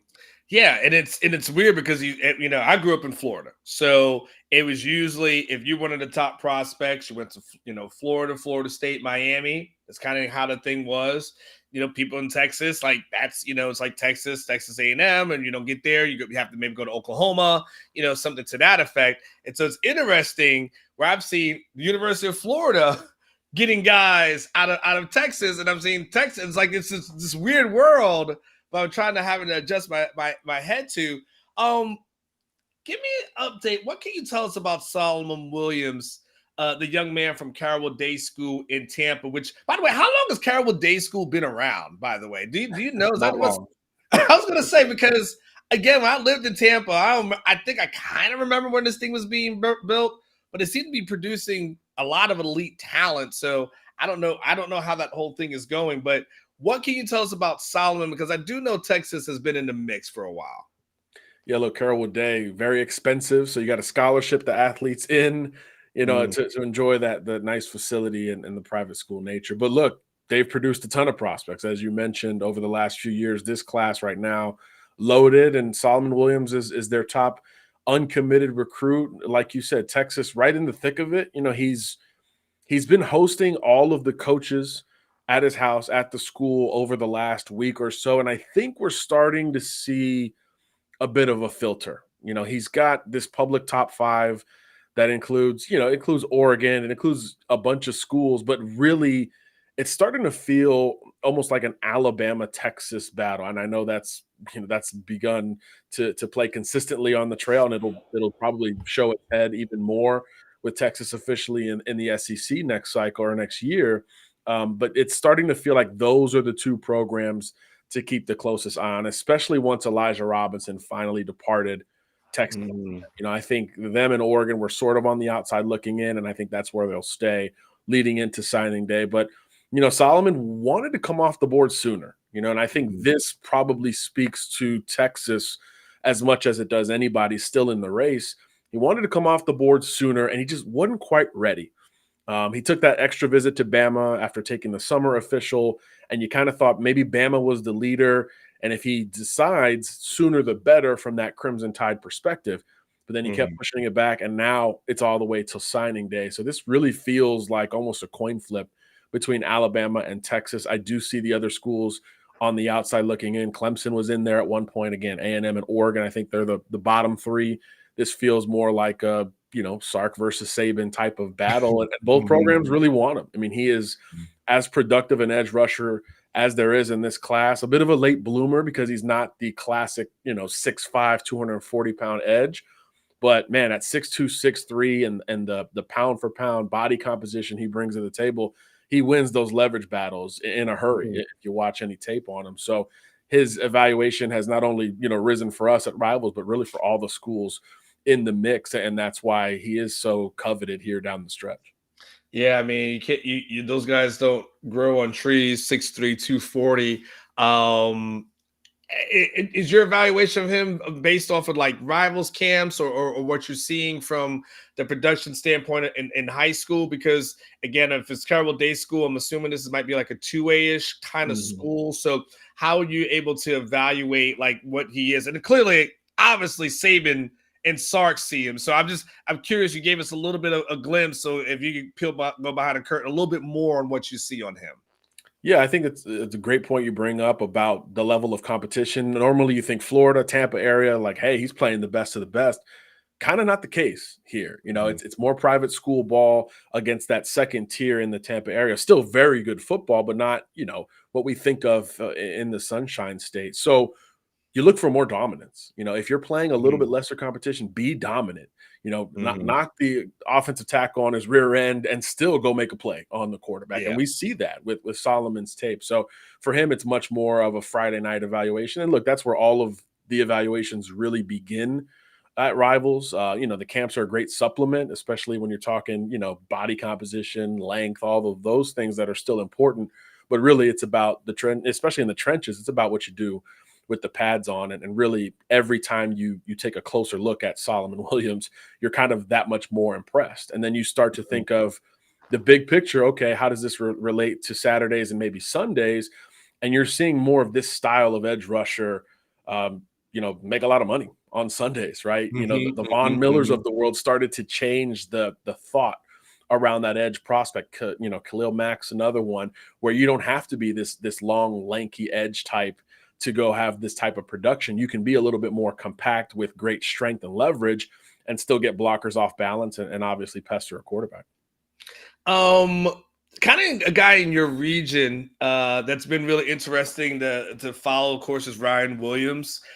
His team had, from Alabama, 5-star receiver. Team had one hell of a run, almost came that close to winning the state title, but I'm very interested because he reclassified, not too long ago. So to get into this class, the belief has been, at least from the outside, is that he's been doing that because he's going to go one of the schools in the state of Alabama. But this is guy that's in your region. give everybody a breakdown who's not familiar about Ryan Williams and kind of what's been your feed on this and feel of this, because I know Texas is in the mix for him as well. Yeah, we started hearing reclassification rumors really back in the offseason. Hey, you got to accelerate classes. You got to load up that academic schedule to even have a chance at reclassifying. We heard Ryan was really, trying to get that accomplished. So you start to think, okay, one, where does he slot when he re-ranks in the new class? Can he carry the 5th star over, which of course he did, still a top 20 prospect. I think the number 3 receiver in the class now in 24 after being number 1 in 25. But then you start to think of, how does this change his recruitment? And I thought it was really one of 2 avenues. If he was going to sign next week, it probably goes to that conception that you said, probably staying within the state. He's an Auburn legacy, longtime Bama commit. It's going to be one of those 2. But now he has confirmed that he is not signing in December. He's going to wait not even just till signing day, but his birthday, which I believe is February 9th, to come off the board officially. So now all of a sudden, that door feels a little bit more wide open. And some of the schools that have long been keeping contact with him, Texas, LSU, Georgia, maybe USC, now they can fight for a January visit weekend and really see, how they can shoot their shot to stay in the game for Ryan Williams. Because look, this kid's looking to play early. He's looking at productive passing offenses that are going to develop receivers, towards that Sunday evaluation. And he's got that type of potential, 6 foot, 185 or so, and polished. You don't see juniors this polished when it comes to route running, just that instinctual ability after the catch. He's sort of a complete player from a production standpoint. And I think physically he's got more room to grow and he'll add some weight at the next level. But in terms of asking him to do something and watching him execute, he's as good as any receiver in the 24 class, which is another reason why he maintained that 5th star. He actually, to take it to Texas, he gives me Garrett Wilson vibes. That's the type of wide receiver I think he is. He's not going to overwhelm you physically, but in the margins, he's going to create separation. He can do so down the field, or he can do so, with the ball in his hands near the line of scrimmage. So that's why he's so extremely coveted and viewed by some as, if he sticks with Bama, he might be the best receiver on the team day one, the moment he gets to campus. So he is a very different type of player. And that's why the news of him pushing it to February has a lot of programs, with their ears perked up like, hey, even if it's a puncher's chance, let's go for it because this kid's that special. But John Garcia from Rivals. John, though, I got a question. And let's just keep it 100 when I ask you this thing, okay? I hear the word legacy. I hear the family ties to the programs. We're in the NIL era, right? I mean, can we just keep it a buck? Like, all that legacy stuff what does that even mean in an NIL era? If somebody puts a deal in front of you, is a kid gonna say, you know what? I got a lot of money that's on the table, but you know what? My mama and daddy went to this program, or what I'm saying? Like, isn't NIL the great equalizer when it's all said and done? 100%. It's the elephant in the room, and it's not going anywhere. In fact, it's becoming more, I would say, customized and tailored to these recruits earlier in their career. I mean, a guy like Ryan Williams, just because we were just talking about him, goes on a visit, and if he asks the question, which he's going to ask, there's going to be a personalized approach. It's no longer, well, hey, our receivers make this, or Xavier Worthy, for example, made this last year. It's not going to be that basic. It's going to be very much tailored to you, your brand, how you operate your social media, the things that the staff has discovered you like, or you like to associate yourself with. It's a very tailored approach, even to younger star recruits like a Ryan Williams. But you're right. Look, NIL is the great equalizer. I mean, just look at the last, few elite recruiting classes and how widespread some of these programs have been able to go to get elite talent. And A&M's 22 class is probably the best example because they're all in the portal now. But that was really when it started to change, and you started to feel that, hey, they can go in and get the number 1 prospect in Mississippi or Tennessee or Florida, where a couple of years ago there was really no chance of that happening. So the resources and the perception of those resources has really changed recruiting from the very beginning all the way till this time of year when pen meets paper. All right. let's take our time on this on John. I'm gonna ask you a breakdown of the kids who from the state of Florida who are committed to Texas at this moment. I want to start with Jarrett Gibson, the running back out of IMG. I know when you go to IMG, and that you may not be necessarily from the state of Florida. So where is Jarrett from, and give us kind of a breakdown, your breakdown of him and what kind of player he is. Yeah, Jarek is a Floridian. He's actually from Gainesville and was a Okay. one-time Florida Gator commitment. So again, you talk about legacy, loyalty, and how much maybe that has changed. And he's a great example of that. But yeah, a Gainesville native, moved to IMG early on. I think his sophomore year, he was at IMG and he was already obtaining carries, which is a great sign for just sort of the natural talent that he brings to the table. Because look, IMG is a defensive and run the ball type program. Even when they had like a JJ McCarthy, he wasn't throwing it 25, 30 times a game. He was throwing it like 15 times a game. So IMG has always wanted to dominate at the line of scrimmage and run the football. And Gibson has been, one of the best backs to roll through there. I think his evaluation was always intriguing, always a bit bigger, 6 foot, 205 or so, and always so comfortable downhill with contact, but with enough juice to make plays, on the outside and certainly hit the home run ball. So the question has always been for him, what does the body composition look like? And how does he show his off-speed stuff? Can you work out of the backfield? Can you do something beyond the one-cut physical style? And I think that's where you started to see some progression as an upperclassman with Gibson. I think he had, double-digit catches this year as a senior, again, in an offense that wants to run the football. And he showed a lot more big play ability, beyond, between the tackles. So I think he's a more complete back. He's seasoned. He's obviously played against great competition. He's one of those higher floor types where he's not going to wow you individually in one area, but collectively he's going to be durable. He's competitive. He's got that edge to him, and he has taken care of his body. Last offseason, he was probably 225, and he joked at a 7-on-7. He dropped the ball, and I'm like, what's going on, man? He's like, I got fat. He's like, I've been eating good on these visits. I mean, he admitted it at the time, but, he shows up to fall camp at 205, 210, and trimmed down during the season. So I think he had a great year at IMG, almost 6 yards a carry, again, against elite competition. So I think he's going to be another one that, kind of like CJ, ready to go from day one in terms of having that high floor. And obviously that's valuable. Jordan Johnson Rubel, he is a teammate of his, a safety out there at IMG. Give me an idea on him as well. What's your breakdown? Yeah, this is a Texas native who went out to IMG and really the entire time he was trying to convince us he wasn't a lock to Texas, even though we all knew that he pretty much was. So good on him for trying to play the game a little bit, but big fan of him. I think Rivals has had him ranked the highest of all the industry outlets pretty much the whole way through. And it's because we go to IMG a ton. I used to live in the Tampa area myself, would shoot down there, and now I'm in Miami. So it's still not that far away.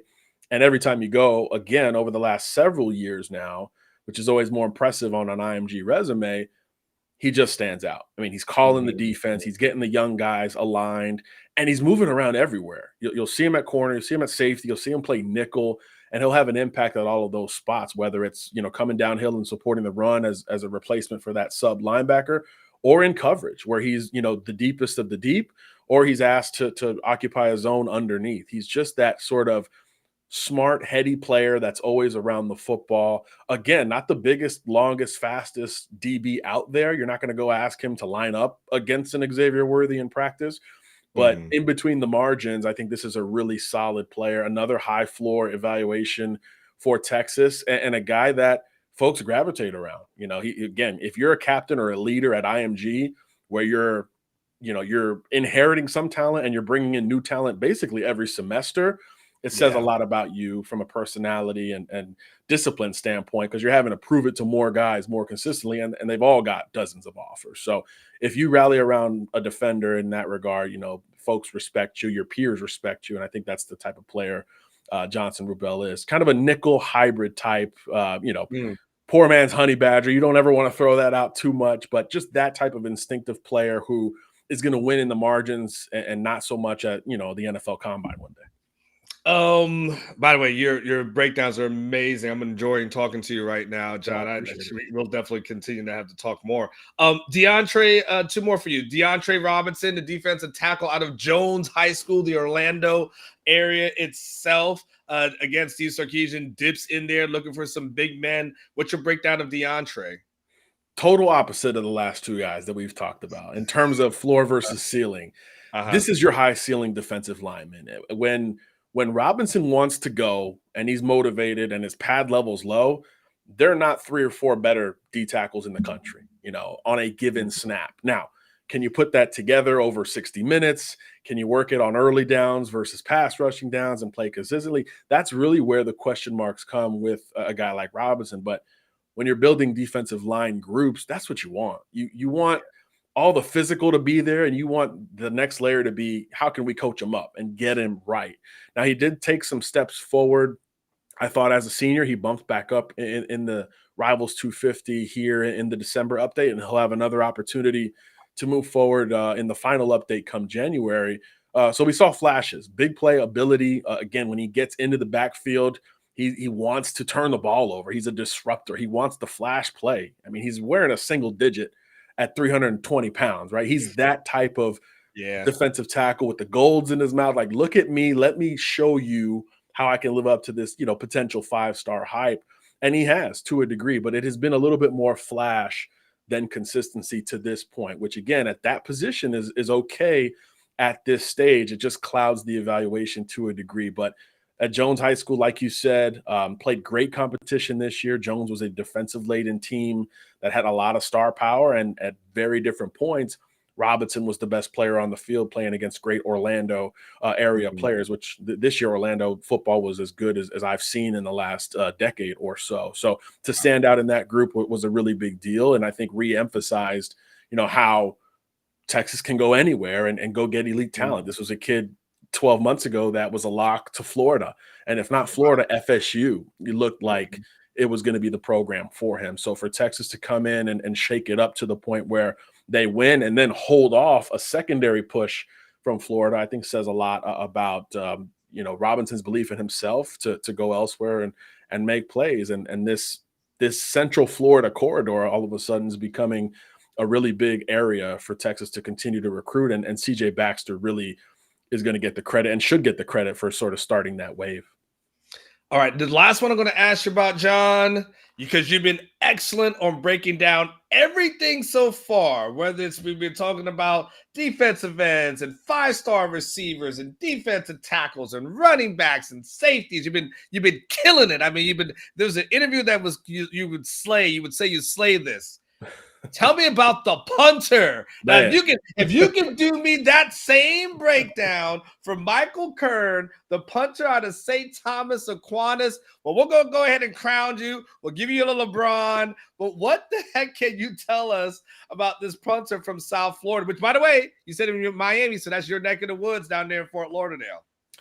Yeah, he committed and you kind of forget about it. And then you go to a spring practice at St. Thomas, and you're there to look at elite players at every position, right? So you're watching spring ball. They're doing a little mock scrimmage, and I keep hearing this loud noise to my left. I'm trying to watch the running backs. Jordan Lyles going to Ohio State. Chance Robinson's going to Miami. I'm looking at these players. I'm like, man, this thing is loud. And then all of a sudden, I get like taken aback by a ball going right by my head, and I look, and it's Michael Kern just working on his form. And I've just never heard that consistent, a loud sound from a punter at a practice, especially when I wasn't looking for it. Because, look, to be honest, I wasn't. So I actually filmed a few of his reps, and it just looked different. He just looked different compared to any specialist I've seen down here. The ball's hanging in the air much longer. He's 6'3", 190. So his form, his leg is a foot over my head. In comparison. So, I mean, it just looks and feels different from him. Now, am I going to get into hang times and how important it is and having, information on his marks? No. But those who scout punters and kickers, Chris Saylor, Chris Cole, these guys, they both have him top 5 as a top 5 punter in the class. Wow. And I saw a stat this morning when doing a little research that every kickoff he attempted at St. Thomas this year, which won another state title, was a touchback. So in terms of sheer size and my uninformed opinion, incredible power that this kid possesses as a kicker and punter. But as a punter, you just notice the ball higher than when you're at every other spring practice over the last, for me, 14 years doing this. So that is my very uninformed evaluation of Michael Kern. But he was a weapon at St. Thomas. The coaches bring him up like they bring up other players, skill position players that are headed to other Power 5 schools. So he's got a lot of clout down here, and when you step back and research it elsewhere, it carries over. So you expect scholarship specialists to make an impact day one, and I have no doubt that Kern will do the same. Wow. John, I appreciate it. I know your Twitter thing is on the handles on the screen, but tell everybody how, if they're in the car, how they can follow you and your good work, because you've been fantastic. I appreciate the kind words. Yeah, real simple, rivals.com front page. I mean, we're rolling out a ton of content right now. We just did a huge SEC signing day preview, so I know it's not for this audience yet, but it's very close. So check that out. And then, my Twitter handle is just my name, John Garcia _JR. Will you guys be ranking Texas amongst SEC or Big 12? For the 2024 rankings, are there going to be? Where are you guys ranking? It's going to be Big 12 for this final couple months here, and then once we get to the class of 25, it'll be all SEC. Where if you include Texas and Oklahoma, I think there's 12 teams that will be in the SEC in the current top 25 of the team ranking. So half of it will be from one league. And obviously Texas has a great class. So that'll be next cycle. So for now we've got Big 12. We've even got Pac-12 to sort of close it out there. So one more year of it, one more cycle of it, a couple more months, and then we'll turn that page to all the real life. If it's about 2024, it's about the future. So Texas doesn't want to be associated with this thing anymore. So I'll try to bargain for them on their behalf there, John. But hey, you were a fantastic interview. 100% appreciate you. Thank you. And I hope to have you on soon once things calm down for you, because I know you're pretty busy at this moment. Sounds good. Appreciate you having me. Definitely. All right, John Garcia Jr. from Rivals.com. Dude, slayed it, boy. My goodness. First time I've ever spoken to him. I didn't know he had it. I didn't know he had him. I didn't know he was that good. Dude was really, really on point. He's so on point. We don't even have to do a shot. Like, I feel bad. I feel bad. We don't, no shots today. No shots. So you can just do one if you want to, but no shot. John Garcia really brought a lot of good information. It's really interesting too. If you guys noticed that Sarkisian is going into the state of Florida, that was kind of almost like the forbidden zone for so many years, right? It's like, and Charlie did it, but everyone's like, you remember how the Texas high school coaches complained about that? He's going into Florida, and so they kind of pulled back from doing that. You said Tom kind of went in there a little bit, but you see going out from just like, hey, forget your region, just go get the best. And like at the end of the day, you're a Texas fan. All you care about is the wins. You don't care. I mean, do you root for a kid harder because he's from your state? Rodolfo does it. Jay Witt's from Texas. Rodolfo does it. Rodolfo is talking about Xavier Worthy more than he talks about Jay Witt, right? Because you guys are looking at the productivity. So I really it's really interesting to see Sark just expanding the footprint and not just limiting himself, which I do appreciate. And I've always felt like that's just the right thing to do, is just go and get the best. Who cares? Who cares where they from? Alabama don't care, right? Just go get the best and the brightest and go out and win. So, yes, Texas currently has 4 commits from the state of Florida in the mix for Solomon Williams. We'll see what happens. But that whole Ryan Williams, from the 5-star receiver from Alabama, if you haven't had a chance, and by the way, I wouldn't tell you to go watch somebody's high school film just on GP. Like, you have better things to do in life, right? So, but if you have not, check out this 5-star from Alabama that Texas is in on. But the fact that he's saving and waiting, I think that was really key. If he's going to wait until his birthday, February 9th, to make a commitment, that gives Texas a whole lot of chance, a whole lot of opportunities. And like I said, hey, At the end of the day, NIL is a great equalizer. They can tell me about this whole legacy thing and legacy this and legacy that. Legacy don't mean a damn thing.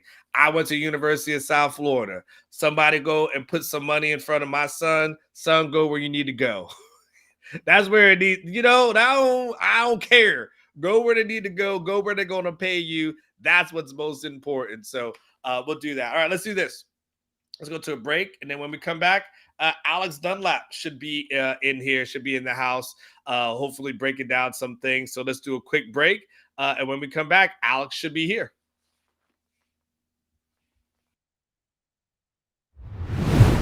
I'll find the guy who sent it. Here it is right here. Angry Hammer Jason wanted to know any recruiting impact to this class. What about the next class? Well, that's on my agenda. As soon as we're done with this video, I'll be working the phones today, Angry. But, I don't know that it'll have a huge impact on this class. I mean, obviously the committed guys are going to be excited, and, maybe it helps secure a guy like Jarrett Gibson and get him, kind of lock him back in. There really aren't a lot of remaining targets in this class. So I think if it's going to have an impact, I think it probably spills over more into that 2025 group than it does 2024. Does it help them maybe flip Xavier Filsaime, someone like that?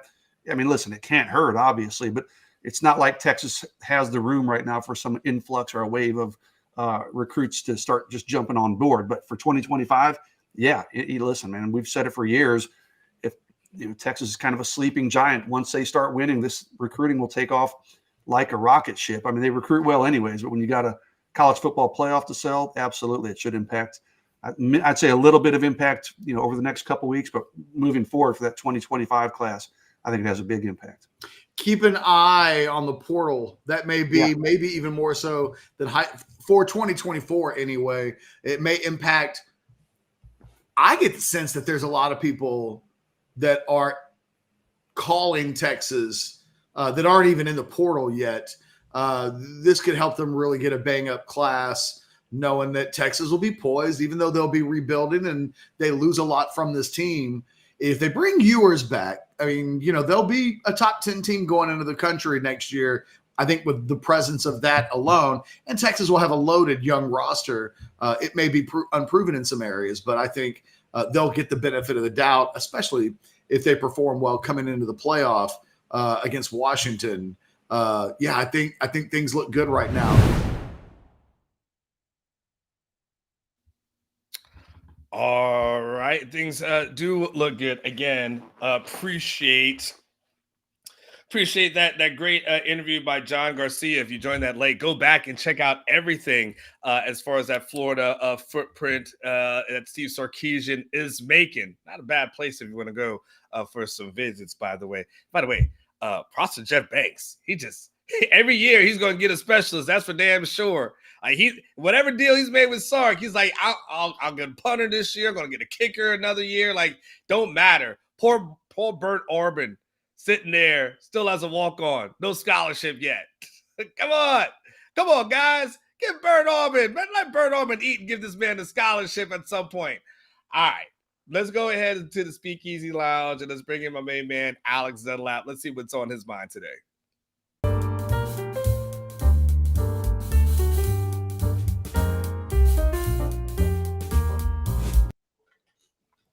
Good morning, Alex. How are you, sir? Oh, good morning. Good morning. Sorry, a little late. I have to have a new dog. I'm having to come to grips with that whole deal. So it's weird. It's a destructive creature I can ever imagine. I hate Really? like if he's never there. The good news is that it won't be one of these cockamamie deals where my wife and kids will talk me into moving him in the house, because they just look at him. They're like, oh, well, there's no way this dude can come in the house. It's just, it'd be a disaster. I keep forgetting because he's basically the size of my old dog. I had a female Rottweiler before this one. This dog's a mix of an Anatolian Shepherd and a Great Pyrenees, and he's an outdoor dog. But I just keep thinking, just because he's about her, he's just under 100 pounds. I just keep thinking, just because he's her size, like he should act like an adult, adult, well-behaved dog. And I forget he's just like an 8-month-old puppy. You know what I mean? So how do you train it? How do you train what's your training methods, Alex? Well, I mean, he gets shocked all the way to the he gets shocked like crazy anytime he tries to walk off the property. So there's that. Then, let's see. Other than that, man, it's just a bunch of stuff. Just being out there around them. When they're these outdoor livestock guardian dogs, you're not gonna teach this dog to come heel, or what I'm saying. It's like they don't really do. I mean, the best you can do is kind of teach them to come to their name, and he's good within the fact that when he addresses people, he sits. So you don't even have to really tell him to sit, because he's just going to sit whether you tell him to or not. But yeah, not much training. I mean, right now I'm just trying to train him not to be so destructive. It's so funny because he can take. I was just out here dealing with him just now, man. Like, like outside your front, you do have like outside your front door, maybe like a little woven basket where you keep some of your kids' footballs and some of their outside toys or slingshots, stuff like that, or whatever, right? He didn't just take one of those toys out of there. He took that whole basket full of stuff and took it all the way into the backyard. And like the toys are strewn all over. One of the footballs is flat. He's just so big. Wow. Yeah, he's just really, how many dogs do you have, Alex? What? How many dogs? None. How many dogs do you have? My old dog died. So, I mean, we got I was without a dog for, I don't know, 4 months. And this coyote started killing chickens, and my wife wanted to get a outdoor dog to guard the chickens. So strictly an outdoor dog. Yeah, Everyone's saying this dog is huge. Everyone's saying this dog's massive. Yeah, he's just massive. I think he's about 100 pounds. He's like 8. I mean, he's. God, you have a picture? Yeah, I can pull up. Can you send it to Aaron so we can see this dog that you're talking about? Sure. How about I can show you a picture of what my back porch looks like today on this rainy morning with the toys he's dragged up onto it. I'll send him that right now. Okay. I'll send. I need a visual for this. Okay. Everyone keeps the South End Zone Queen and Binks and Harish, and like everyone's talking about this dog is a huge dog. I'm not a dog person. He's a massive dog. I'll send a few photos. So yeah. Aaron, put your cell number into chat. Aaron, don't put your cell number in the chat. No, not shit. Private chat. Don't put it. Oh.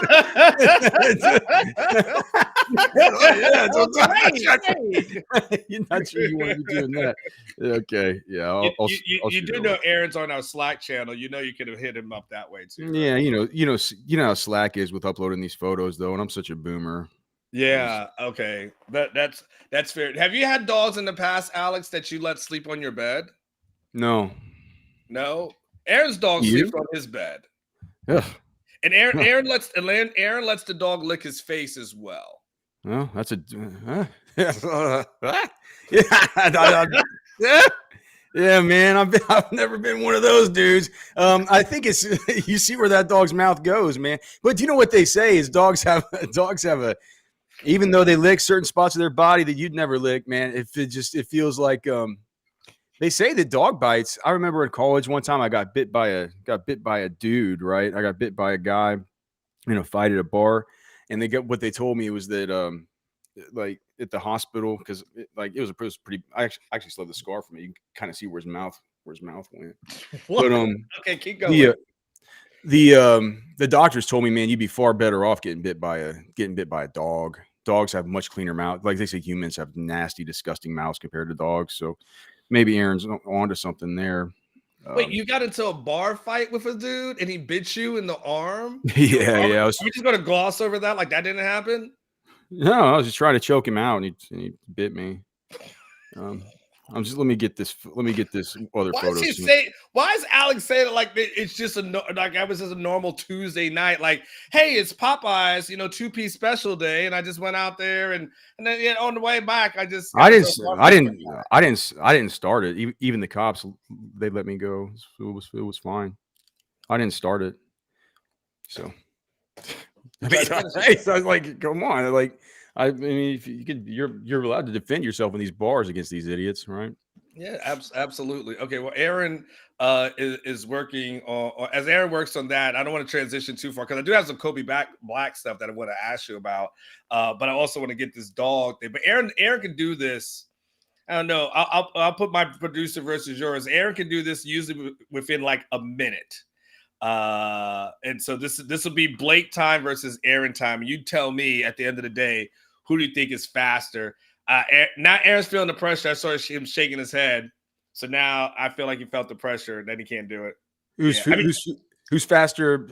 As far as getting things on the screen when you send it to them at the last minute, Oh, Aaron Blake versus Aaron. Yeah. No, Blake, clearly. Clearly, because I'm still waiting on Aaron right now. And I was about to talk him up. So man, look at that. So look at that. So that thing that he's sleeping next to, that's not a regular. That's like a crib for a toddler. So and that thing that little chew toy he's playing with is a log from my stack of firewood. He bought he's chewed it into a couple pieces there. So that's his toy. I bought him a million toys. He just keeps on going to the firewood rack and just taking these big logs and chewing on them. But this is an 8-month. This is an 8-month-old puppy. Yeah, I'm telling you, very, very, very, very destructive. But hopefully, if you can see behind him. I got a couple of like owls right there that sit on top of the porch. So because the chickens are scared of owls, they're scared of hawks and raptors, and so I put those there. But you can see the one on the left. Have you noticed how it doesn't have a head? He took off his head yesterday. He was using that giant owl as a chew toy, man. Just very yeah. What's the dog's name, by the way? He was named whenever we got him, so his name's Everett. I don't know why he's named Everett, but that's his name. Okay. Yeah. Everett. Well, Everett's a big ass dog. So last thing I want to ask you about Everett, how big is this dog going to grow to, Alex? I mean, double. They said at the farm we got him at, they said that his dad was basically double his size, so probably between 180 and 200 pounds. The dog. Yeah, it's kind of crazy. Like the dog will weigh like as much or more than I do, I think. Yeah. What do you hold on, Alex? I'm just fascinated. What do you feed this dog? Well, I just give him. Well, I feed him. The one thing I like about having a dog like that is that I don't I can feed him all kinds of Hey, put up that other photo, Aaron. Do you have that other one? You can maybe see a little bit better about how big he is if you can see him like standing up. Brandon said he eats whatever he wants to eat. Yeah, I mean the good thing about him is like he's not like the other dog to where I care if he gets this upset stomach or anything like that in the middle of the night where I have to let him out. So I give him all kinds of stuff like leftovers from meat and bones and all the rest of the stuff. And he gets an upset stomach or digestive stuff outside, it doesn't matter, so he gets a bunch of cool. But Alex, it gets cold at night. So does this dog have like a home that it sleeps in? No, I mean, look at it. He can sleep up there on the porch if he wants. He's got a little lean-to that's down there by the chicken coop he can sleep in. But what do you do when it's like like in the 30s and stuff? He's fine. In the 30s, that's a walk in the park to that dog. See, so you can see my son's about 4 feet tall. And you can just sort of see how, just how this dog's built. He's still very much puppy, but you could tell that just by looking at his paws and stuff like that. Just his paws are like the size of my son's Crocs that he's wearing. It's just crazy, man.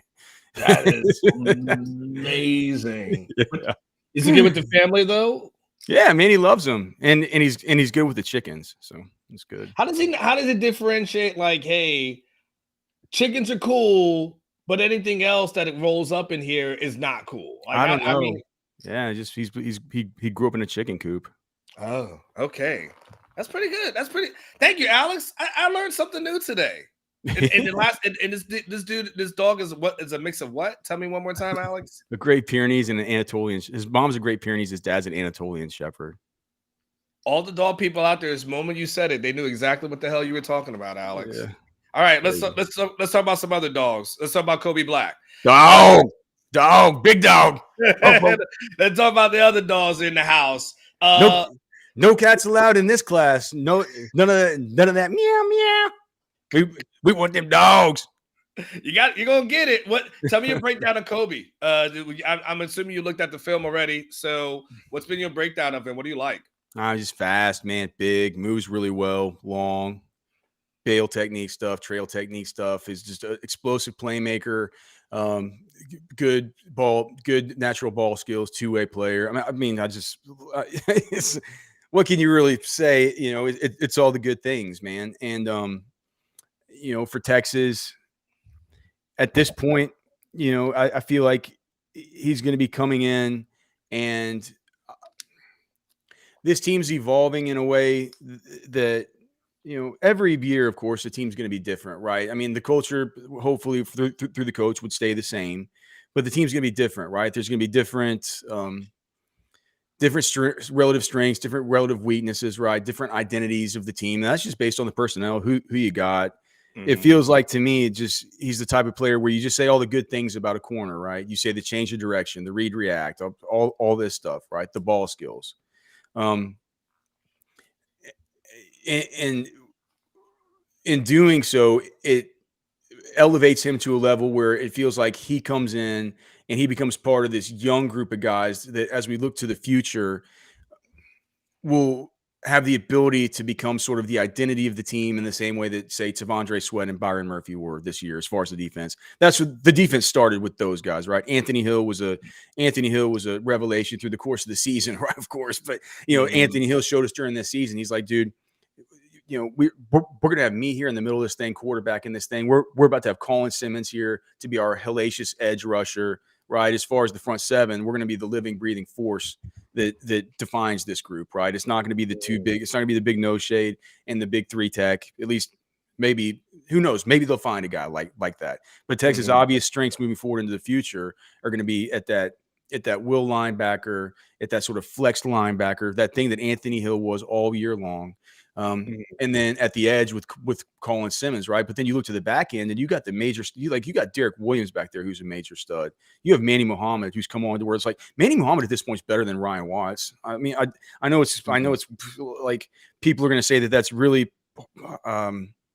you know, that I'm being rash in saying it, but I don't care. Right? He's like, Manny Muhammad's faster and he runs with guys better, and he's just like, he's not quite as long, not quite as physical, but it's just.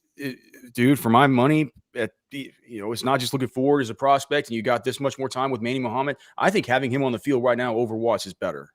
In 85% of situations, 90% of situations, I do feel like there are some certain spots with certain types of wide receivers where you might prefer Watts. But bringing in Kobe Black to a group like that, where it's like Manny Muhammad, Kobe Black, Derek Williams, all of a sudden, man, you're talking about a defense that could be one that's eventually defined as like a no-fly zone type of I know it feels hard to say now, because the defensive secondary is the relative weakness of what Texas has on the defensive side of the football. Man, you look at the young pieces they're putting together and putting in place, and it's not just me saying that. Like, I'm not on an island here saying I think Kobe Black is sick. Like, I'm not. What is he, the number 2 recruit in the number 2 corner in the nation? Like, you don't get to be. I don't even need to come here and sell them. I can just point at all their rankings. It's like people who go out and see every one of these guys. They're gonna have 2 5-star corners. 5-star safety. 5-star linebacker, 5-star edge. All this catch super blue chip stuff. You start looking at that, you're like, man, technically all the kind of most important positions in the game, right? The outside corners, the guy that gets after the quarterback of the defense that can play a flex linebacker, that could be a rush linebacker too. Like that, all of a sudden you don't feel that bad going into the SEC. The one thing that you continue to worry about, though, just at that defensive line, who's gonna step up? Will Alfred Collins come back? Will he even be good? Will he finally be good? Can Aaron Bryant take a step forward? Vernon Broughton needs to take a step forward.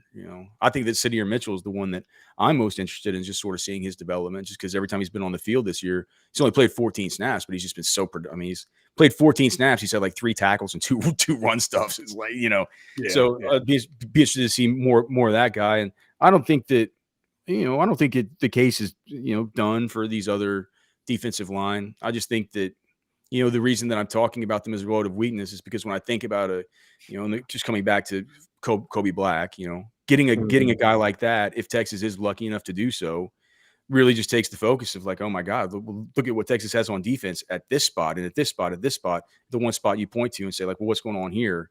All of a sudden he becomes Texas' biggest strength this year, which is the interior defensive line.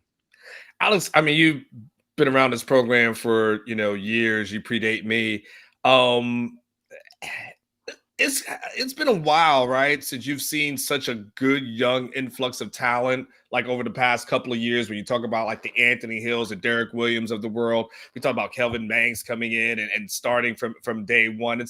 It seems like, if you got a freshman to hit every once in a while, that seemed great. It's almost like now it's becoming the expectation that he's going to have like three guys or so that like hit right away. Don't it feel like Texas for the longest time would get these 5 stars that just like what? It's like what happened? What happened? He's a 5-star, like, rankings. This guy was a 5-star. Like catch, your rankings are horrible. It's like it's like all the other 5 stars are good, But it felt like that. I mean, clearly, I mean that's very obvious, right? That's just.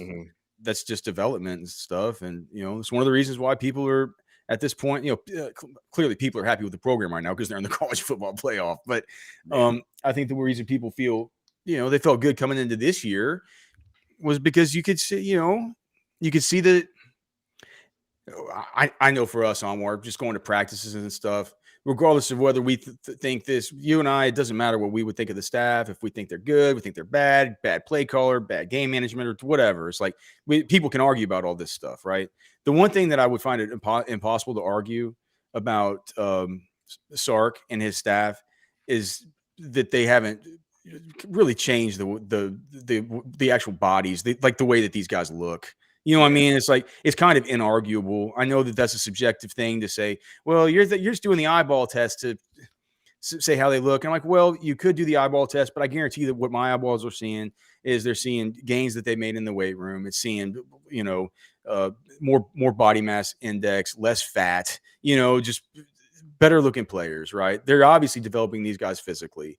I've never seen it more true than with guys like, I mean, can you imagine being like a Kelvin Banks or being a Byron Murphy and weighing 300 something pounds and just being one of these dudes that just goes to the pool and probably like has a, washboard abs and stuff. I mean, these guys are some monsters, man. So I think that it just speaks to the development of these guys. And I point most notably to Kyle Flood, because that's what I tend to watch the closest and the stats that I have the most data on regarding these guys, is with the offensive line. And just for so long, and it's not, I mean, I do the same charting and grading for all the positions, right? But it feels like for the offensive line, it's sort of what I started out, evaluating professionally, right? It's what I've been doing longest. And whenever I used to do the offensive line breakdowns, I would get so angry. I would like throw my poker chips or my pencil or whatever at the TV because I wouldn't even understand what concept they were trying to. It was so bad. I couldn't even under to be able to grade a play. I need to know what you're doing at least. I need to figure out what you're doing. I need to say, all right, what's the concept? Okay, now that I know the concept, this is all easy because now it's just assignments based on the concept, right? What's extremely frustrating is to say this is so bad. We know they didn't do anything on this play, but what frustrates me so much is I can't even identify what they're trying to do, and that was the way that it was for a long time at Texas along the offensive line. So clearly I give the most credit to Kyle Flood for his development, for what he's been able to do. Like that, to think about that is, to me, is absurd now, considering the juxtaposition between, how this offensive line is operating versus how, say, a 2015 offensive line was operating. Right. But I mean, I think you can probably Bo Davis, you got to give him credit for development too. You got to give credit. You got to give credit to a lot of these guys. I mean, he's gone now, but gosh, you got to give some credit to Jeff Choate. These guys are like, look what he did with Ant Hill in 1 year. Look what he did took Jalen Ford and David Benda from the dead. That's pretty. It's a pretty good track record, and it's good across a lot of these different position groups. So, Yeah, man. I think it goes to show. It's like, I know people are happy with the program right now, and when you're happy with the program, you're going to say, "Oh, they're great at recruiting, they're great developers, they're great all that stuff." But I think you can holistically point to what we've seen and say, like, well, even if you're trying to, what is it? Do like the devil's advocate thing and take a stance against them, right? I think you would have to at least admit that what I've said so far is true, as far as the actual development and the actual evidence of it. So, I mean, I think I think that's why you're seeing more of these 5-stars come in and they actually turn out to be good. They're getting developed. I'll just 2 more before I let you get out of here, Alex. And I know that off season is probably a chance where you have more of a chance to break down film, because now you're in the thick of things. So I'm not expecting you to have a full answer on this, but so far, primarily when you've looked at certain guys, you got a favorite in the 2024 class so far? Is there a guy that that Texas has that you like the most? As far as a commit? Yeah, commit. Yeah. Yeah, but I mean, it's my favorite commit of all time. It's Colin Simmons. Oh, of all time. Yeah, I don't think there's ever been one who I've wanted Texas to land more. Okay, Colin Simmons. It's Colin Simmons. No matter what. I mean, I just said, like I said, man. I told these NIL guys. You guys got to get, like, it's a no matter what thing. Like, just do it. Just do it. I mean, I know Sark's telling you to. Just do it. Like, no matter what, Colin Simmons, no matter what. I mean, you've watched his highlights and his huddles on stuff. But I was just hoping you can expand on that. Okay. But no, elite get off, elite bend, elite close, jungle cat like closing speed to the quarterback, insane speed rush moves, insane bull rush moves, insane hands, very technical, savvy.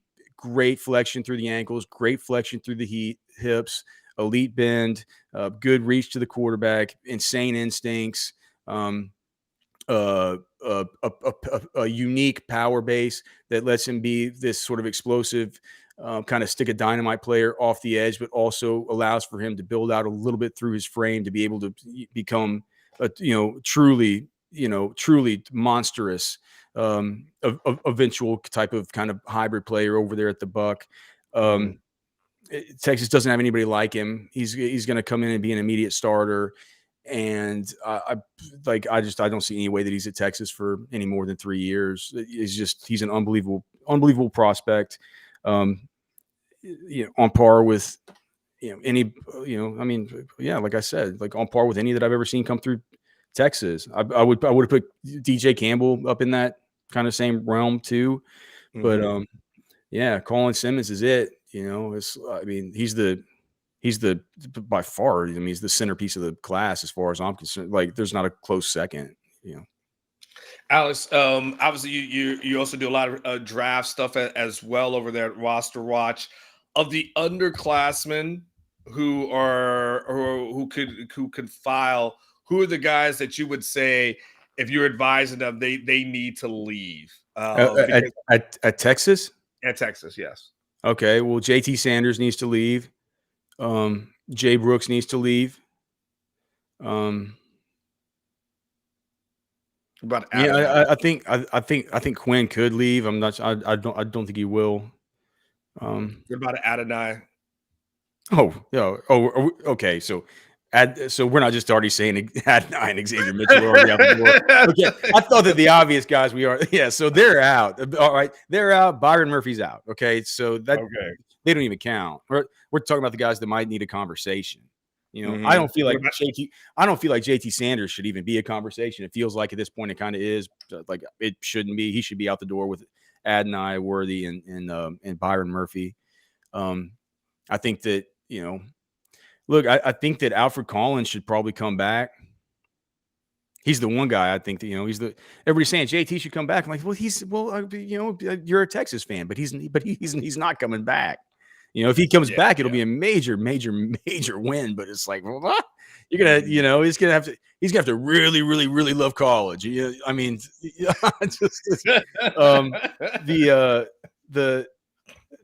so I would, and Brooks, of course, and you and I have had this conversation on where it's like, You come back, you tear your other ACL, you do something like that. All of a sudden, you go from being a guy whose draft stock really didn't get hurt that bad by tearing an ACL because you're going to be fine by the time, by the time probably voluntary OTAs, right? Those the ones that he'll be limited. He'll be limited for those.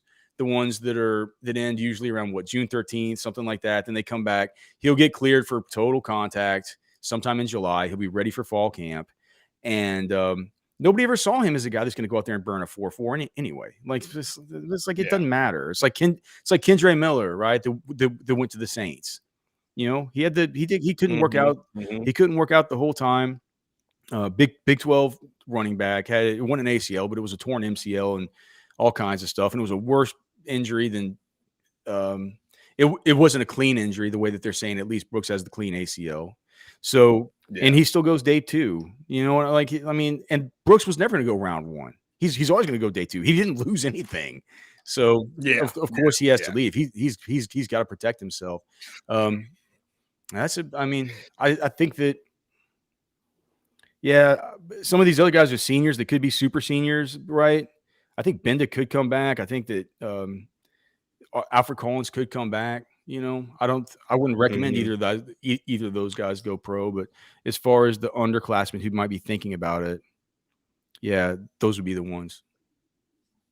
2 things that interesting in the chat. Sark After Dark says a Chi Genie XL, fun as hell. It's fun as it's really not fun. It's not hard. It just isn't anything. That's what makes it great. There's just no setup. You put the tree in there, you click it down a couple times, and you're done. So it was pretty amazing. I'm not gonna lie, Alex. When I set up mine right before Thanksgiving, and I put it out there, I was like, okay, Alex was right. Alex was right. This was the easiest setup ever. And then I just put the water in, and I look at it's full or not. I'm so good.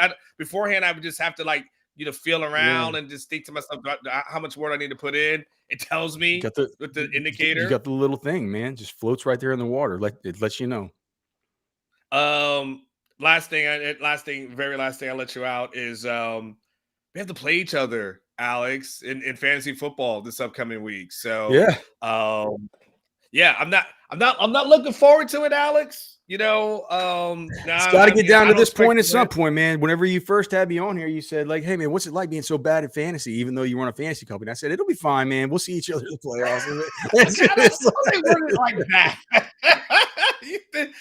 It's open for interpretation. You're as good at the time. I'm not going to ask you that again because the following week, I think you went out and kicked my butt. I think in the game, so I'm not going to ask that again. So, but all I can say is it'll be an interesting week, man. I'm gonna have to make some unique moves to get the win. I think I'll do it, but it's gonna take some unique moves. Well, for the purpose of the fantasy gods, I'm just gonna let you know, Alex, I have no chance of beating you. I don't expect to beat you, and I'm just honored to be playing against you. Yeah, like I said, man, it's never easy. I'm not gonna let you get away with any kind of reverse jinx. So I'm just gonna tell you, man, it's gonna take some real unique moves on my part. We're just gonna go out and do our very best and see if we can kind of match up with this team as a sort of tone setter and a barometer for where we are coming into next year. A barometer. Come on, Catch's team is the one that rolled through the season, so there is that. I did pick up a quarterback though. I picked up Sam Howell. Not that I wanted him. Just because, but I know that I think it was one of the other teams. I think he had Gardner Minshew or something like that as his quarterback, and I'm just like, I took someone just so no one else would have him. And I think Catch picked up Joe Flacco, and I know Catch doesn't need Joe Flacco as well. So there are some strategic moves that are being made just in case. So, but hey, man, and by the way, 4:00 today is when you guys get started, Alex. Oh yeah, the show today is at 4 because it's going to be a, come hell or high water, man. What happens with Kobe Black? We'll be there to just do the Kobe Black show today. So I'll be on with Catch at 4 for Football with Friends, and a little bit different than the usual 3:30. Okay, so wall-to-wall coverage starting at 4 o'clock. Jason Sukumel will be in Waco reporting from there. So make sure you guys check him out. And Alex and Everett, go check on Everett. See what kind of trees he's demolished in your backyard, Alex. Yeah, man. Oh, I'm gonna get back to this. All All right, right. brother. Alex Thanks for Dunlap. having me, man. I'll see you soon. I mean, I learned something new every time. This is why I never I don't ever prepare anything with Alex because I just never know where it's going. And now I learned so much more about that monstrosity of a dog. I didn't know dogs. I'm gonna be honest with you. Didn't know dogs got that big. It's a big ass dog. That's a big ass dog. That's one of those dogs when I go to that person's house and like, oh, he's friendly. It's okay. When he jumps on you, like, nah, I'm out. I'm just, we're good. We're good on all that. That's one of those, they don't want to lock them up kind of dogs. I'm like, nah, I'm just not coming to your house. We can just meet somewhere. We go to Woody's. We can meet we can meet at Woody's for some drinks. But I ain't going into your house. I can tell you that damn much. All right, then. Let's do this. Let's go to a break. Aaron, should we do buy or sell, or should we just do social media standouts? What do you think? I'm unsure. All right, well, let's do this. If you got some buy or sell questions for me, ask. I think I'll start off with social media standouts, but if you do have some buy or sell, go ahead and put those in the chat. We can do that as well. I've got time. I ain't going nowhere. I got time to do both. So let's do give me your buy or sell questions. Put those things in the chat. I'll answer them on the other side. Do some social media standouts and do some other Texas football related stuff. So let's do the damn thing. Let's do it for a quick break, and then we shall be right back. Casey says in the super chat, was hoping for a Texas-Bama rematch given the history of what happened in 2009. Yes, I'm getting ahead of myself, but man, I want that revenge bad. Casey, yeah. I'm telling you, that's what I think you're getting. I think the national championship is going to be Texas versus Alabama. And Aaron's saying Texas is opened at 4.5-point favorites. Dude, that's a little surprising. I mean, in the Michigan 2.5-point favorites over Alabama. That's the early line already. So. Here's your $1 million question from Steven for $9.99. Texas secondary versus Washington passing game. Is Texas up to the task? Hashtag Longhorns. Yeah. It's the worst possible matchup, I think, from a football standpoint that Texas could have been given because Michigan, J.J. McCarthy is a good player, but their passing game isn't what Washington is. And we know Texas's kryptonite is a really good quarterback. They've seen 3 of them this year, and all 3 of them have had at least some really, at the very least, some modest. What would we call what Milroe did in Tuscaloosa? Was that modest success or even something a little bit beyond that? You're talking about just in that game? Yeah. Oh, yeah. He ended up throwing for 270 or something like that. Had Alabama in the lead, and then Texas storms into the fourth quarter. But I thought Milroe played well. And then Dylan Gabriel and Will Howard in their games obviously played really well. Longhorns win 2 of those games. They lose 1. Look, it's going to be a battle, guys. Texas and Washington. There's no reason to bullshit you. I think Texas should win the game, but I fully expect it to be a fourth quarter exciting affair. All right. Appreciate it, man. Been a good show so far. I've enjoyed it. Good guest so far. John Garcia was really good. Alex Dunlap is always good. Again, 4 o'clock today. Kobe Black. That's what it is. Black on black on black on black on black. Kobe Black is what we're going to do today at 4 o'clock. So make sure you guys check that thing out. Of course, you got House Divided starting at noon to 3, but the Kobe Black show. And then later tonight, got the SEC schedule reveal for the 2024 season. Nobody else is doing it like this. SEC, I said, when they say it just means more, it does. This is what it's like. Because now we up in the big leagues, taking our turn at bat. Because that's what they're doing over here. They ain't doing that over in the Big 12. I don't know if they've got a ACC release. Is there a nice ACC release show? I don't think so. Is there a Big 12 release show that's coming on? I don't think so. So make sure you guys check that out tonight. Be a lot to see, celebrate, go out to Specs, enjoy yourself, have a good time, have a blast. It's a party, all of that. All right, let's do some social media standouts first, and then we'll do some buy or sell after that. So let's knock out some of these social media standouts, and then we'll get to your buy or sell questions as you guys are putting those things in the chats. This one should make you happy as we get close to signing day, as we inch closer 1 week away from what's about to go down.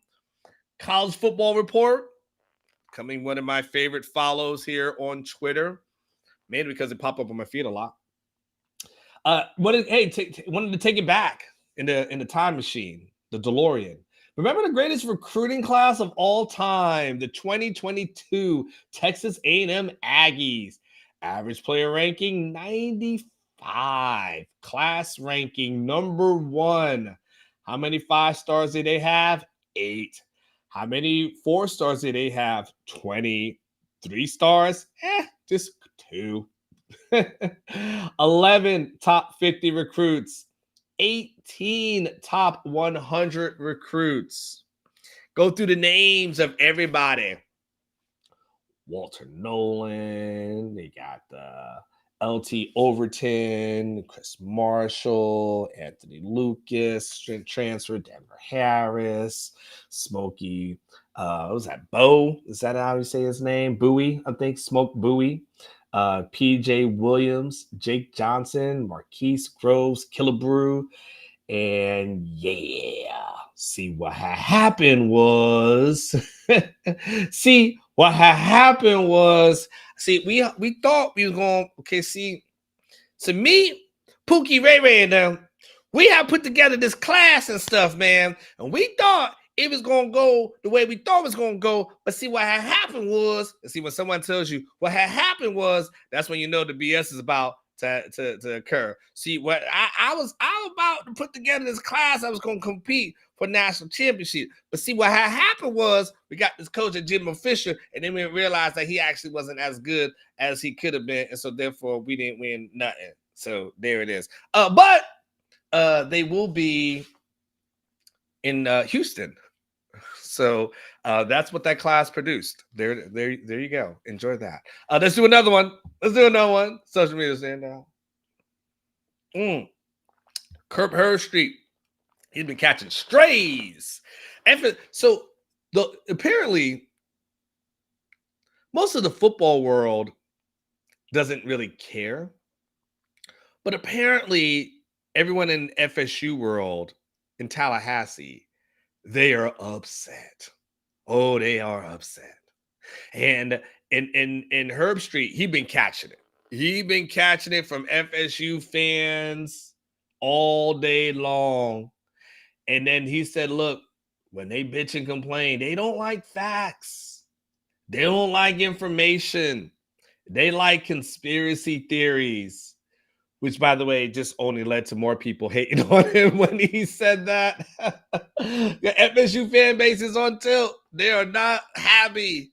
I got some friends who are FSU fans, and I posted something the other week about like happy times in Texas to be covering this team or something. They're like, happy for you, not happy for FSU, because I'm from Florida. So they were all upset. I'm like, hey, I'm sorry that your team. I was like, I'm sorry that your team lost a quarterback and they're just not that good. But they're upset. But that's okay. They get the excuse. They get to use we just didn't want to be there excuse in the bowl game. Just borrow the SEC. It's a great thing about Texas going into the SEC now. That's maybe A&M can say that too. Well, then again, they've never been that close. So never mind. Let's do another one. DJ Aaron doing this damn thing. From Jason Sugamel. All the Texas fans make you happy. Ryan Wingo with Steve Sarkisian and Chris Jackson from his in-home visit on Sunday night. But the best part about this photo is not Sark with his hair done. It's not Ringo. And it's not Chris Jackson. It's that little boy right in front of Sark on his, it looked like it might be a cell phone or something like that. That is the best part of this picture. That's the picture. That's the thing that stood out to me more than anything else. It ain't everybody else. It's that little kid on his electronics who they said, hey, go ahead and get in the picture. Maybe it's his little brother, maybe his little cousin, maybe something like that. And they like, go ahead and get in the picture. Go ahead and get in the picture with Coach Sark. Go ahead and get with the coach. And he's like, yeah, see, I'm about to hit the next level on this game that I'm playing, and you guys are really keeping me from this. Like this little kid, it's small, so it must be like the cell phone or something like that. You got kids, you know what it's like until you buy them an iPad, how they always stay on the phone. I love this kid. If I don't know who you guys are, had to be a photo, that's what this photo is. If that is, I don't know who this guy is in our house, but I'm playing on my phone. It's no clue. Like years from now, it's gonna be like, oh man, that was Steve Sarkisian. They won a national championship. You're like, yeah, man. See, I was playing my Roblox and I was trying to hit the next level. I mean, he ain't on the ABC mouse, right? We know that, right? He's on some sort of game or something that's in there. I love this kid. I love this kid. Just love this kid. All right, let's just do another one. But I don't know who that kid is, but I absolutely love him. All right, so check this one out. This one's interesting. You know why this one's interesting, y'all? So Taj Brooks, this guy goes, and he might be the first person that actually gave one of these like collectives a shout out. Because if you go back, this whole shout out to Red Raider Nation and the Matador Club org for giving me an awesome experience at this amazing university. The Matador Club org is one of these NIL groups. And I'm not quite sure I've ever seen a person that's like, yo, shout out to the people who paid me. Thank you. Shout out to the people who gave me that money. I appreciate you. Shout out to them. I'm like, wow, that's the only thing that stood out to me. I'm like, whoa, he's literally shouting out the people that gave him his check. Must have been a nice check.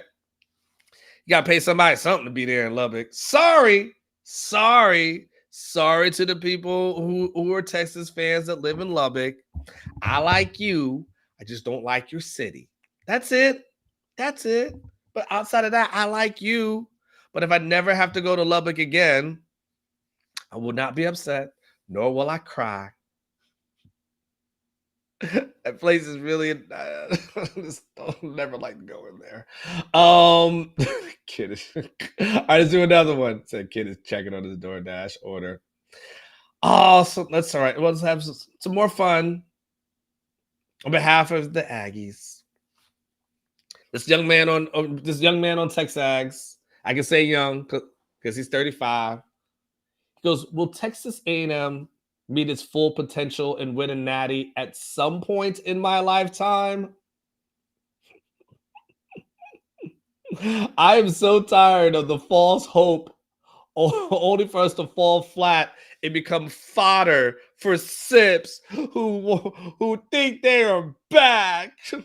I love Texas A&M and the football team. We have been perpetually underachieving since forever. Oh, Lord, my God. Will Texas A&M meet its full potential and win a natty at some point in my lifetime? Oh, man. See, some things are just not in your destiny. Some things you're destined for, some things you're destined not to achieve. And so, no, what you have to do, SBISA victim, what you're going to have to do is enjoy the bowl games. Enjoy being assimilated with those and affiliated with those who find success. Enjoy being able to say, I know them. You know what you're like, TexAgs guy, SBISA victim? You're like that person who will say, you know what? I played high school ball against that guy who's in the NFL. You'd be close, right? You know, such and such, he used to play on my team. That's to be the affiliation that you have. Such and such, that's as close as you're going to get. But as far as actually winning a natty in your lifetime, Well, I just hope there's other things in life that you're trying to achieve. I hope to listen, man or woman. There's other things in life for that are out there for you. You know, it's don't put yourself in that position where you're going to be upset that you don't achieve it. It's okay. There's other things you can do. There's other things like there's an Aggie Yell that's out there. That's what you can have children produce Aggie Yell kids, nice young boys who can go out there and do the chants. You can do that. Maybe go breed a dog. It's not going to happen for you, though. All right, what else we got? Not in your lifetime, buddy. Not in your lifetime. Not in our lifetime. Again, SEC will be revealing their schedule tonight, and we already know one. We already got Texas versus Georgia, October the 19th, 2024, here in Austin, Texas. October the 19th, baby. Mark your calendars. Get ready for them dogs coming in here into DKR. Boy, South End Zone Queen, all I got to say is this. If people thought getting tickets to the Sugar Bowl was going to be hard, imagine what these regular season games are going to start costing on the secondary market. Imagine what that game versus Georgia is going to cost on the secondary market. I tell you what, those season ticket holders, though, some of you guys are going to be able to really come up when it's all said and done and be able to have some nice vacations for some games that you are unable to attend. Texas versus Georgia, them dogs. Let's see when they play in their rematch. Let's see if they want to be here or not. Because, last time when they lost in the Sugar Bowl, they said they didn't want to be here. And that's the reason why they lost. So let's go see. You didn't get in this time. So let's see if you want to be and play against Texas or not. Let's see if you have any excuses. All right. How many more do we got, Aaron? All right. Uno más. All right, fellas, this one's for you. Fellas, this one is for you. This is by King Dre. He wanted to know, for the men who have lived with a woman while, and then he needs to mean to saying in a relationship, not on a relationship, but in a relationship, typos happen. What was your biggest complaint / gripe about her? Wanted to know, for fellas, you've lived with a woman in a relationship with them. What was your biggest complaint / gripe about her? All right, fellas are going to tell y'all a little something. Let Unc tell you a little bit of something. I'm going to give you a little bit of advice here. Okay. Let an old head talk to you young bucks real quick. All you young bucks out here. I know sometimes that the hard part about being old or older, because I ain't old.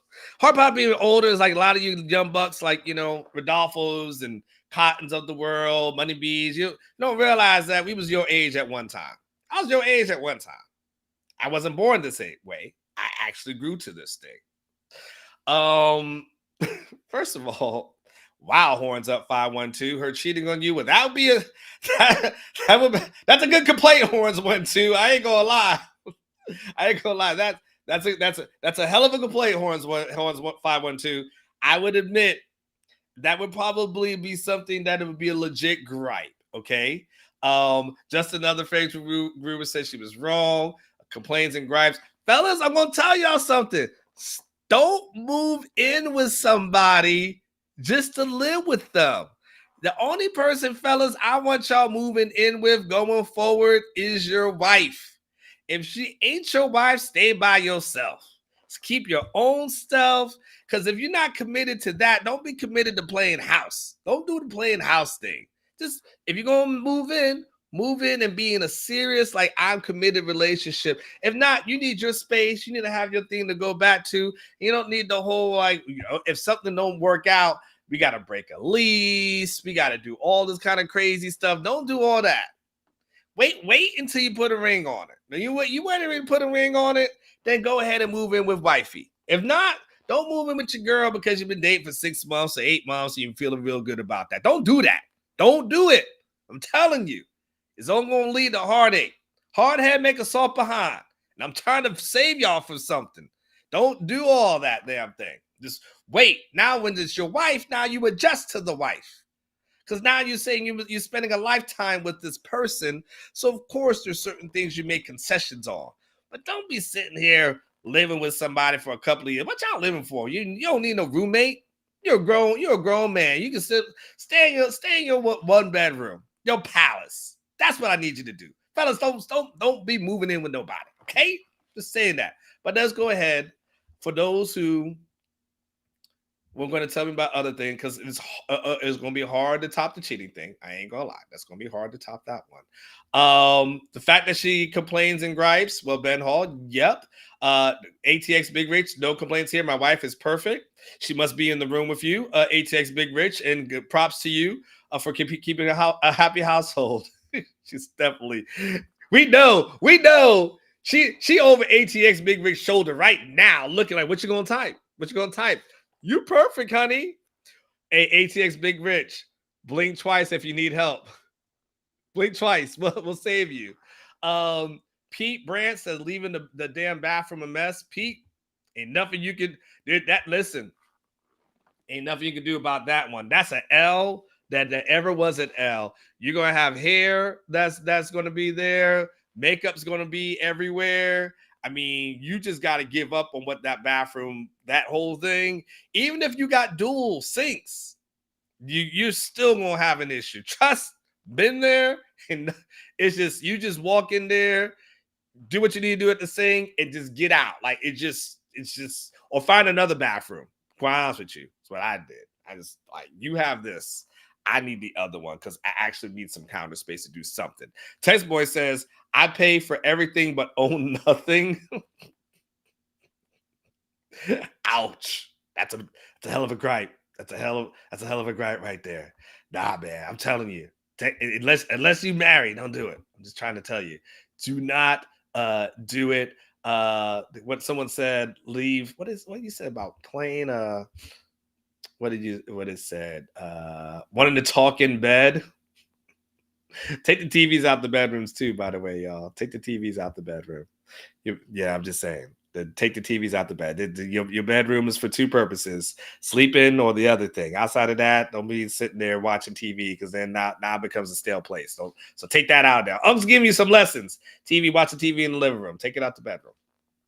Because out, you just become a little bit too stale. There's two things that bed is for: a real man, and they don't include talking. A little Penix energy. That's what I'm talking about.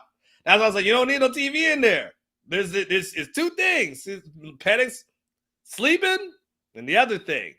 Anything other than that, you shouldn't be in the bedroom for. That's about it. Okay, me and my wife had double vanities, and she still uses mine like in a one-bedroom apartment. 100%. Wife. Yep. Again, all the young bucks out here, I'm just going to tell you, we're going to do buy or sell now. I won't do a commercial.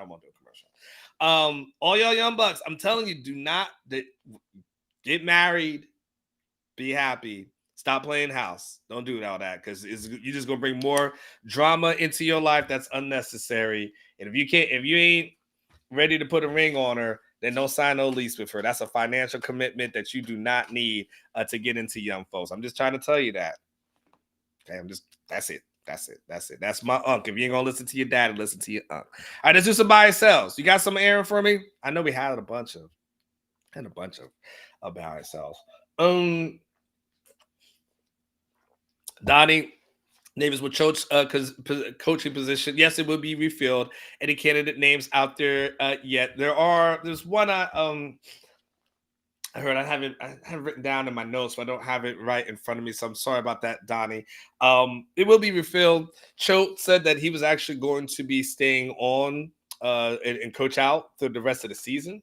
So I don't think there seems to be an immediacy on that one. Plus, Texas can fill out a class without him at this moment. So that one, I think like the focus in on is, hey, getting through right now, which is, signing day, doing all that. And I think that's going to be something that they'll pick up a little bit later. But so far, as of over the weekend. I think last time I checked in on that one, I haven't seen a sense of immediacy like that thing needs to happen right now. But good question, Donnie, and I'm checking into this at all times. And no, Charlie Strong, not for linebacker coach. I don't even know.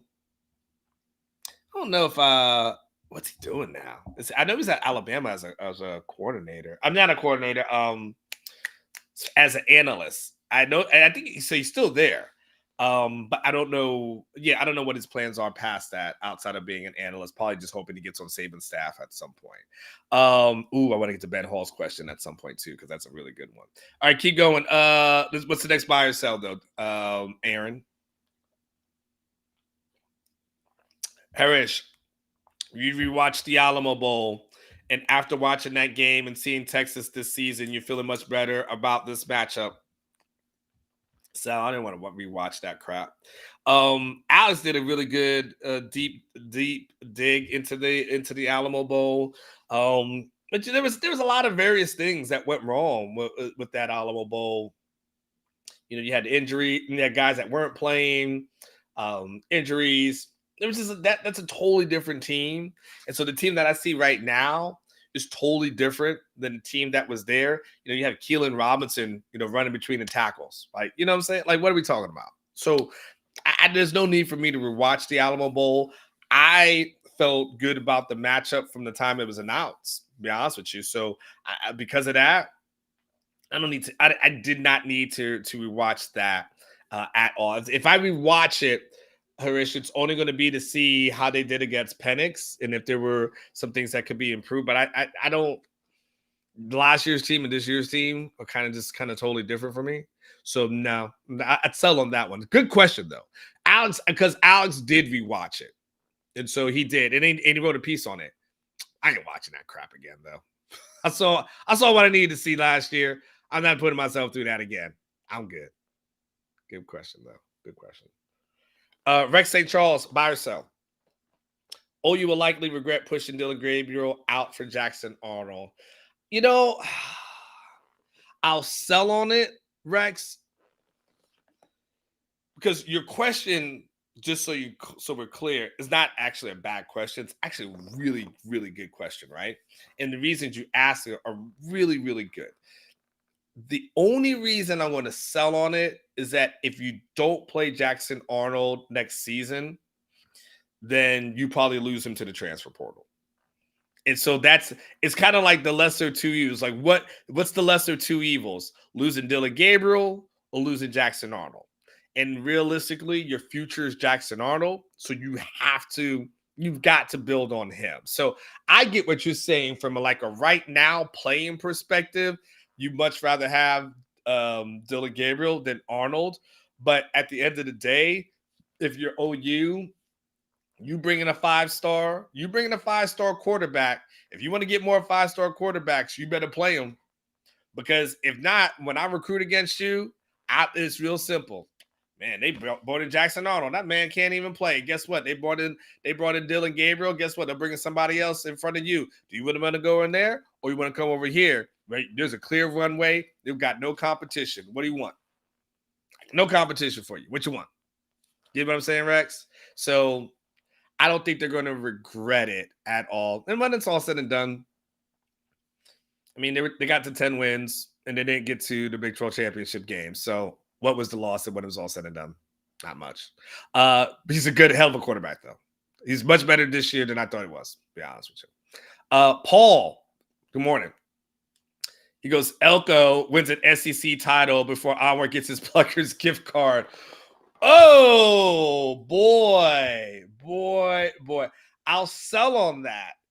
The only reason I'm going to sell on it is because I will at some point, Ketch is going to get annoyed and he's going to he'll probably give me the card out of spite because he's not going to want to seem like a person who doesn't pay up on his bets or his promises. So he will give it to me eventually just out of spite. And it's going to then it won't be fun. It's just going to be kind of an ugly scene at that point. Like I always know I know how this book is going to end, right? I can see it. So I'll get it, but he won't be happy about it. And I just be like, well, why'd you put it out there? So anyway, But I don't see Elko winning the SEC title. I'm not quite sure. I see him getting to 10 wins, to be quite honest with you. So I'll sell on that one. I'll get it, hopefully before my son graduates from high school and turns pro in the MLS. Something like that. That's the thing. Like, that's what the thing is. Here's the other question. Like, does Elko win an SEC title before my son turns pro in soccer? Like, I don't know. I don't even know. I think my son would turn pro in soccer. To be honest with you. All right, let's do some more. Eric Hart, buy or sell. Texas as a team will rush for over 190 against UW. Buy. I'll buy on that one because I think Jaden Blue's got the explosiveness. I obviously feel pretty good about CJ Baxter. I can definitely see them putting up the points against UW because in that passing game is going to be, it will keep them honest at all points. So Eric Hart, yeah, I mean, I can easily see, $120 for like a CJ Baxter, and I can see everybody else kind of filling in around him. So yeah, especially for a game that I think Texas is going to win. Yeah, I'm going to buy on that one. So yeah, I'll buy. Good one. Good question though, Eric. 100%. Ben Hall, a buy or sell. Onward should be a marriage counselor. Buy. You know why? Because one, ain't nobody been married as much as me. Two, like you learn from people who learn from their mistakes, right? Who do you want to hear from? Like, you want to hear from somebody who's talking about you something in theory or something that they've experienced. They can tell you, like, hey, I've been down that road.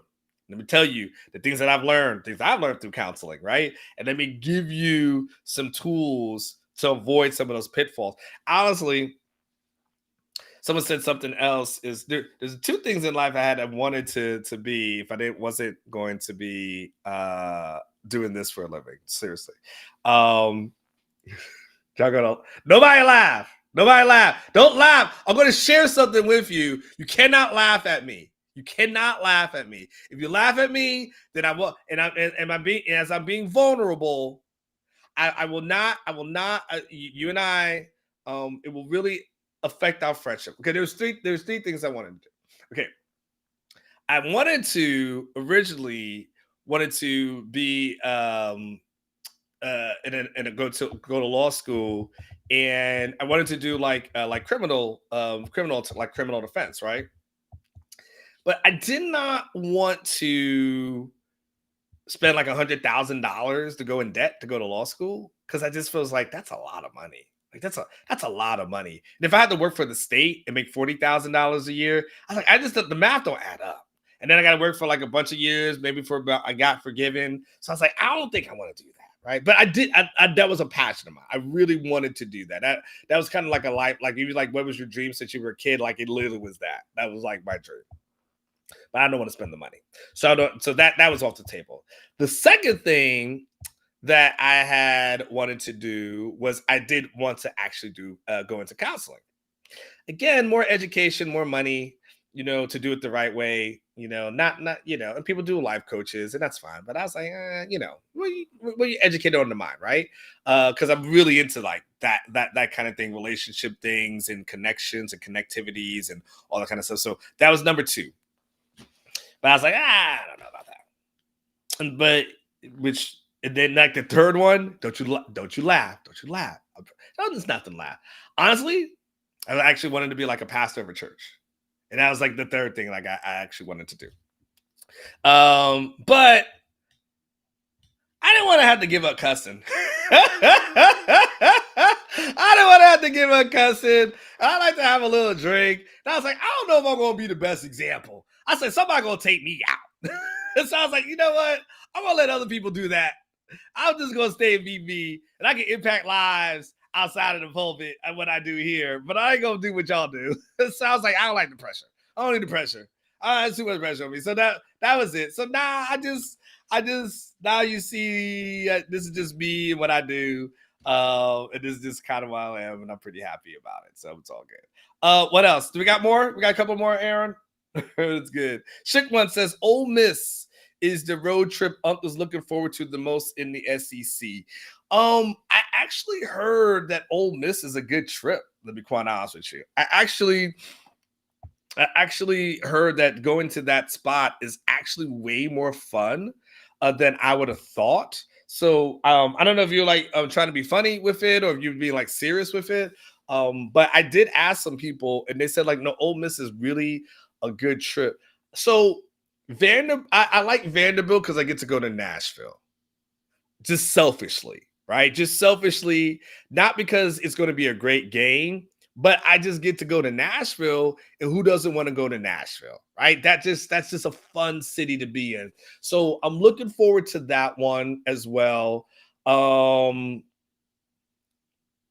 Let's see. So Ole Miss is one. Who else would someone else that said that was a fun one?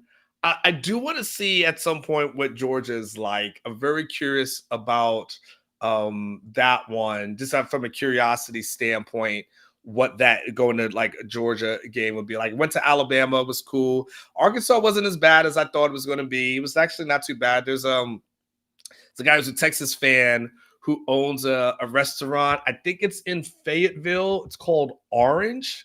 Hold on, it's Orange Restaurant. And let me go Arkansas. Hold on, Arkansas. What's it called? Is it Big Orange? Maybe, I don't know. I thought it was. Maybe it's called Big Orange. Maybe it was called Big Orange. It was like in a mall place, like kind of like an outdoor mall or something. Yeah, this might be it. Hold on, let me check this out. It might be Big Orange. Yeah, I think this is it. Maybe they had some really good drinks and everything, like creative cocktail. Yeah, I think it was called Big Orange. Well, anyway, come to find out, the owner is actually a Texas fan. I don't know if he let people. So the Orange thing actually is a connection there, and the food was great, the drinks were really good, and it was actually like a cool spot. So Arkansas actually wasn't as bad as I thought it would be. I went like on a tour of the first Walmart, and they had like some cool stuff going downtown. So that wasn't as bad. I'm trying to think if there's other spots that I want to go to. Let me see. SEC. Let me just go SEC cities and see what else. Because here's the thing: when I keep talking to people, one thing they keep telling me is like the SEC. Just get ready. And by the way, oh, this is good. I'm glad I just remembered this. Okay, for all of you who will be going, this is good. For all of you who will be going to road games this year, listen up. I'm so glad I remembered this. Sometimes I wasn't. This is good.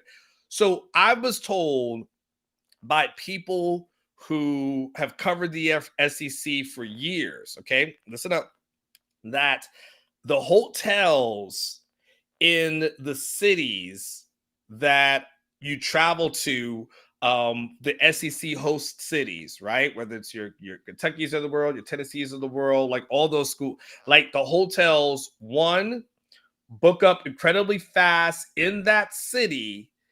Two, they jack up the rates sometimes worse than they jack up the rates at Lubbock. So you know how they jack it up, and all of a sudden you find yourself, you're like in a Residence Inn at Lubbock, you're spending like $400 a night.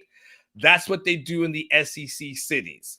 So when the schedule comes out tonight, if you are looking to travel to one of the SEC cities, book your hotel immediately. Don't wait a week or 2 weeks. The prices are going to skyrocket. You're going to be at $500 or more. So if you're looking to travel, if you're looking to go to these games, if you're telling yourself, you already know what the cities are, and you already know where Texas is going to be at, right? You already know that. And so because you already know that, when the schedule comes out, if you know, hey, I'm probably going to go, just book it. Even if you're not sure if you're going to go, just book the hotel and then just double back. You can always cancel it for free. But hey, just want to make sure you guys, that's a PSA for you. Now, a lot of people stay in the cities. Some people stay in the adjacent, like, major city, like with whatever the airport is that flies into it. So but I want to give you guys a heads up tonight. As soon as the schedule is released, get on whatever, whether it's Marriott. I'm a Marriott guy. That's just who I am. I've been Marriott for a billion years.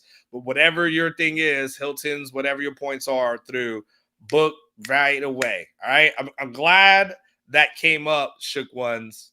I'm glad in my mind that I was sat on that. And there you go. There's your PSA. Don't tell me you have not. You have been warned. You have been warned. Because if not, you're gonna be really ticked off that you're looking at like some city. Even like, what is this little city charging me $500 for this little hotel? You have been warned. All right. There you go, South End Zone Queen. Let's do a couple of more, Aaron. Let's do a couple of more.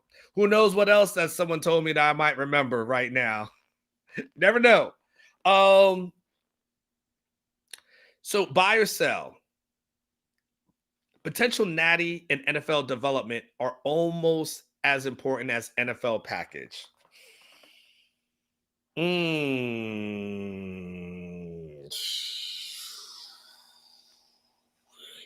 That's tough. That's tough. I would say sell. Here's why. There's only a couple of teams that are going to compete for a natty. So there's only, you have your top few teams, and then there's everybody else who's just there. So everybody else, they're selling the school at NIL. You can sell that at Texas, Alabama, so it's almost like your elite programs, right? So then I'll go elite programs more so than anything else. Potential natty and NFL development for the elite programs are almost as important as an NIL package. And even then, I'm like, these kids are looking at NIL, man. Like they're looking, the elite people and elite players, they get both. Okay, though that's what the elite players do. The others don't necessarily get that kind of opportunity. So I will sell. Cream. Cash rules everything around me. It's saying loss. That's it's that stuff is cool, but I don't think that's the end all be all for these kids, nowadays. I just don't necessarily think that. I think getting that NIL is what is really, really important. So, there you go. It's that. What else? Texas boy goes, I'll rent you a room if you come to Fayetteville, Arkansas. Texas boy, I'm gonna tell you like this. I appreciate it. Thank you. But I need my space, man. I need my space. I did a roommate thing one time. I hated it. I hated every moment of it. It was no, by the way, wasn't like my homeboys. So and because I told you all you young bucks don't get married. Don't have a roommate unless you're married. Like that's I'm talking about obviously a woman as your roommate. Or obviously whoever you're dating, whatever the sexual orientation is. I don't want to offend anybody by any stretch of the imagination.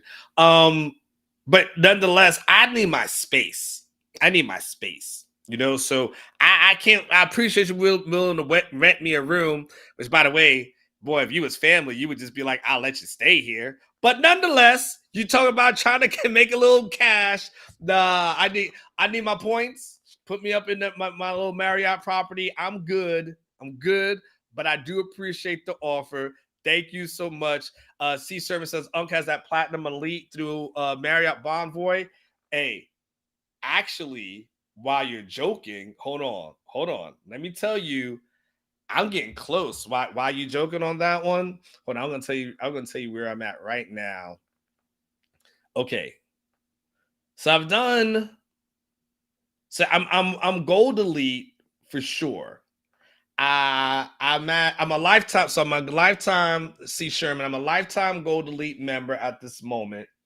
I've spent 2 years apparently as a platinum elite or higher. And I am a good, let's see, I've stayed 458 nights with a Marriott property, it looks like 458 nights. I need, I guess, 600 to get to lifetime platinum elite. So another buck 42 to go. So another few years, lifetime platinum elite. So yeah. I'm good on that. Give me my late checkouts and all the other kind of stuff.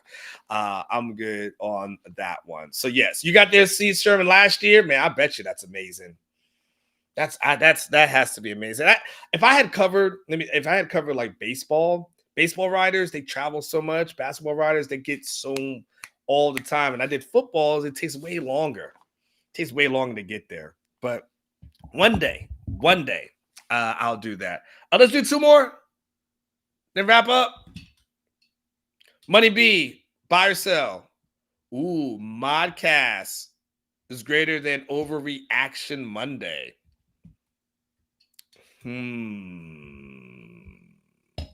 That's a good question. So the good part, I can be neutral on this one, and because I'm on both. So now I got to think which one is better. We probably have had more fireworks on the Modcast. We probably had more just drag them out fights on the Modcast. The Modcast is like a reality show at some points. Like there's some drama that gets involved in the Modcast. Overreaction Monday is not as dramatic. Yeah, I might buy on that. But I'm gonna buy on that. And you know what? We get the whole staff together, and we don't get a chance. So my proposal has been we do the Modcast on Wednesdays at like 10 o'clock. Like Wednesdays at 10 o'clock, we do the Modcast from like 10 to 11. That's been my proposal. That's what's on the books. Just waiting for everyone else to sign off on it. But that's been my proposal. Just so you're clear, I want the Modcast back as well, and I've been willing to sacrifice my time. And I'm like, I'll sacrifice a little bit of my show if that means we can get the Modcast back. So, so maybe hell, maybe we could just do a Modcast on the Wednesday. Just do a Modcast on a Wednesday from 9 to 10 or something to that effect. I'll just give up my show, but I do want the Modcast back. So yes, Modcast, absolutely. I will buy on that one. Good question. And let's do one more. Will buy or sell? Both QBs will total 750 passing yards in the Sugar Bowl. Let's look. Let me just do some quick math to see what that evens out to. 375 each. Sell. That's all hell. Man, first of all, if that happens, man, you know how long that game is going to be? That's the longest. That game is not going to finish until like 12:30 at night. Like we're going to be there forever. Everybody who's hungover from New Year's Eve will finally sober up 24 hours later. Now that's a sell. That's a lot of yardage for a game. Like no, like put that total down a little bit. If you say like 625, something to that effect, I might sign off on that one. But 750 will 375 a piece. I don't even. I mean, we're talking like one of the highest scoring games of all college of the bowl season. That's a sell for me. Okay, guys, that's it, ladies. That's it as well. Appreciate everybody. Appreciate everyone checking in. Thank you to Specs for being a good, cool partner with us. Thank you to Eric Sells Homes DFW. Thank you to John Garcia. If you missed the first part of my show and you missed that interview, check him out. He was absolutely lights out. Alex Dunlap. Explaining everything dog related as well. Hey, don't go anywhere off this channel. And of course, Aaron, who does all the producing behind the scenes, always does a fantastic job. Don't go anywhere because at noon, of course, Catch and Chad, they're going to be there from 12 to 3. 4 o'clock, though, come on back. No matter what you're doing, 4 o'clock, we Kobe Black. We blacked out. Black out. It's going to be Kobe time. Job not finished. And so hopefully we'll see that he goes ahead and announces his commitment to the good guys. So from 4 o'clock on, that thing will occur, and his announcement will occur at 4:20. Gotta love the number. All right, everybody. You guys go be great. Enjoy the rest of your morning. Looks like a kind of a gross morning. Look like it's raining out here. So be safe on those roads. Don't be in a hurry. You'll get there safely and everything like that. So, oh yeah, hit like. Subscribe to the channel if you haven't done so. I think I've covered all bases. All right, everybody. Go live each day like it was your last, because one day it will be. See you guys. Maybe I'll join the show later on today. Who knows? But I'll definitely be around, and I will talk to you guys soon.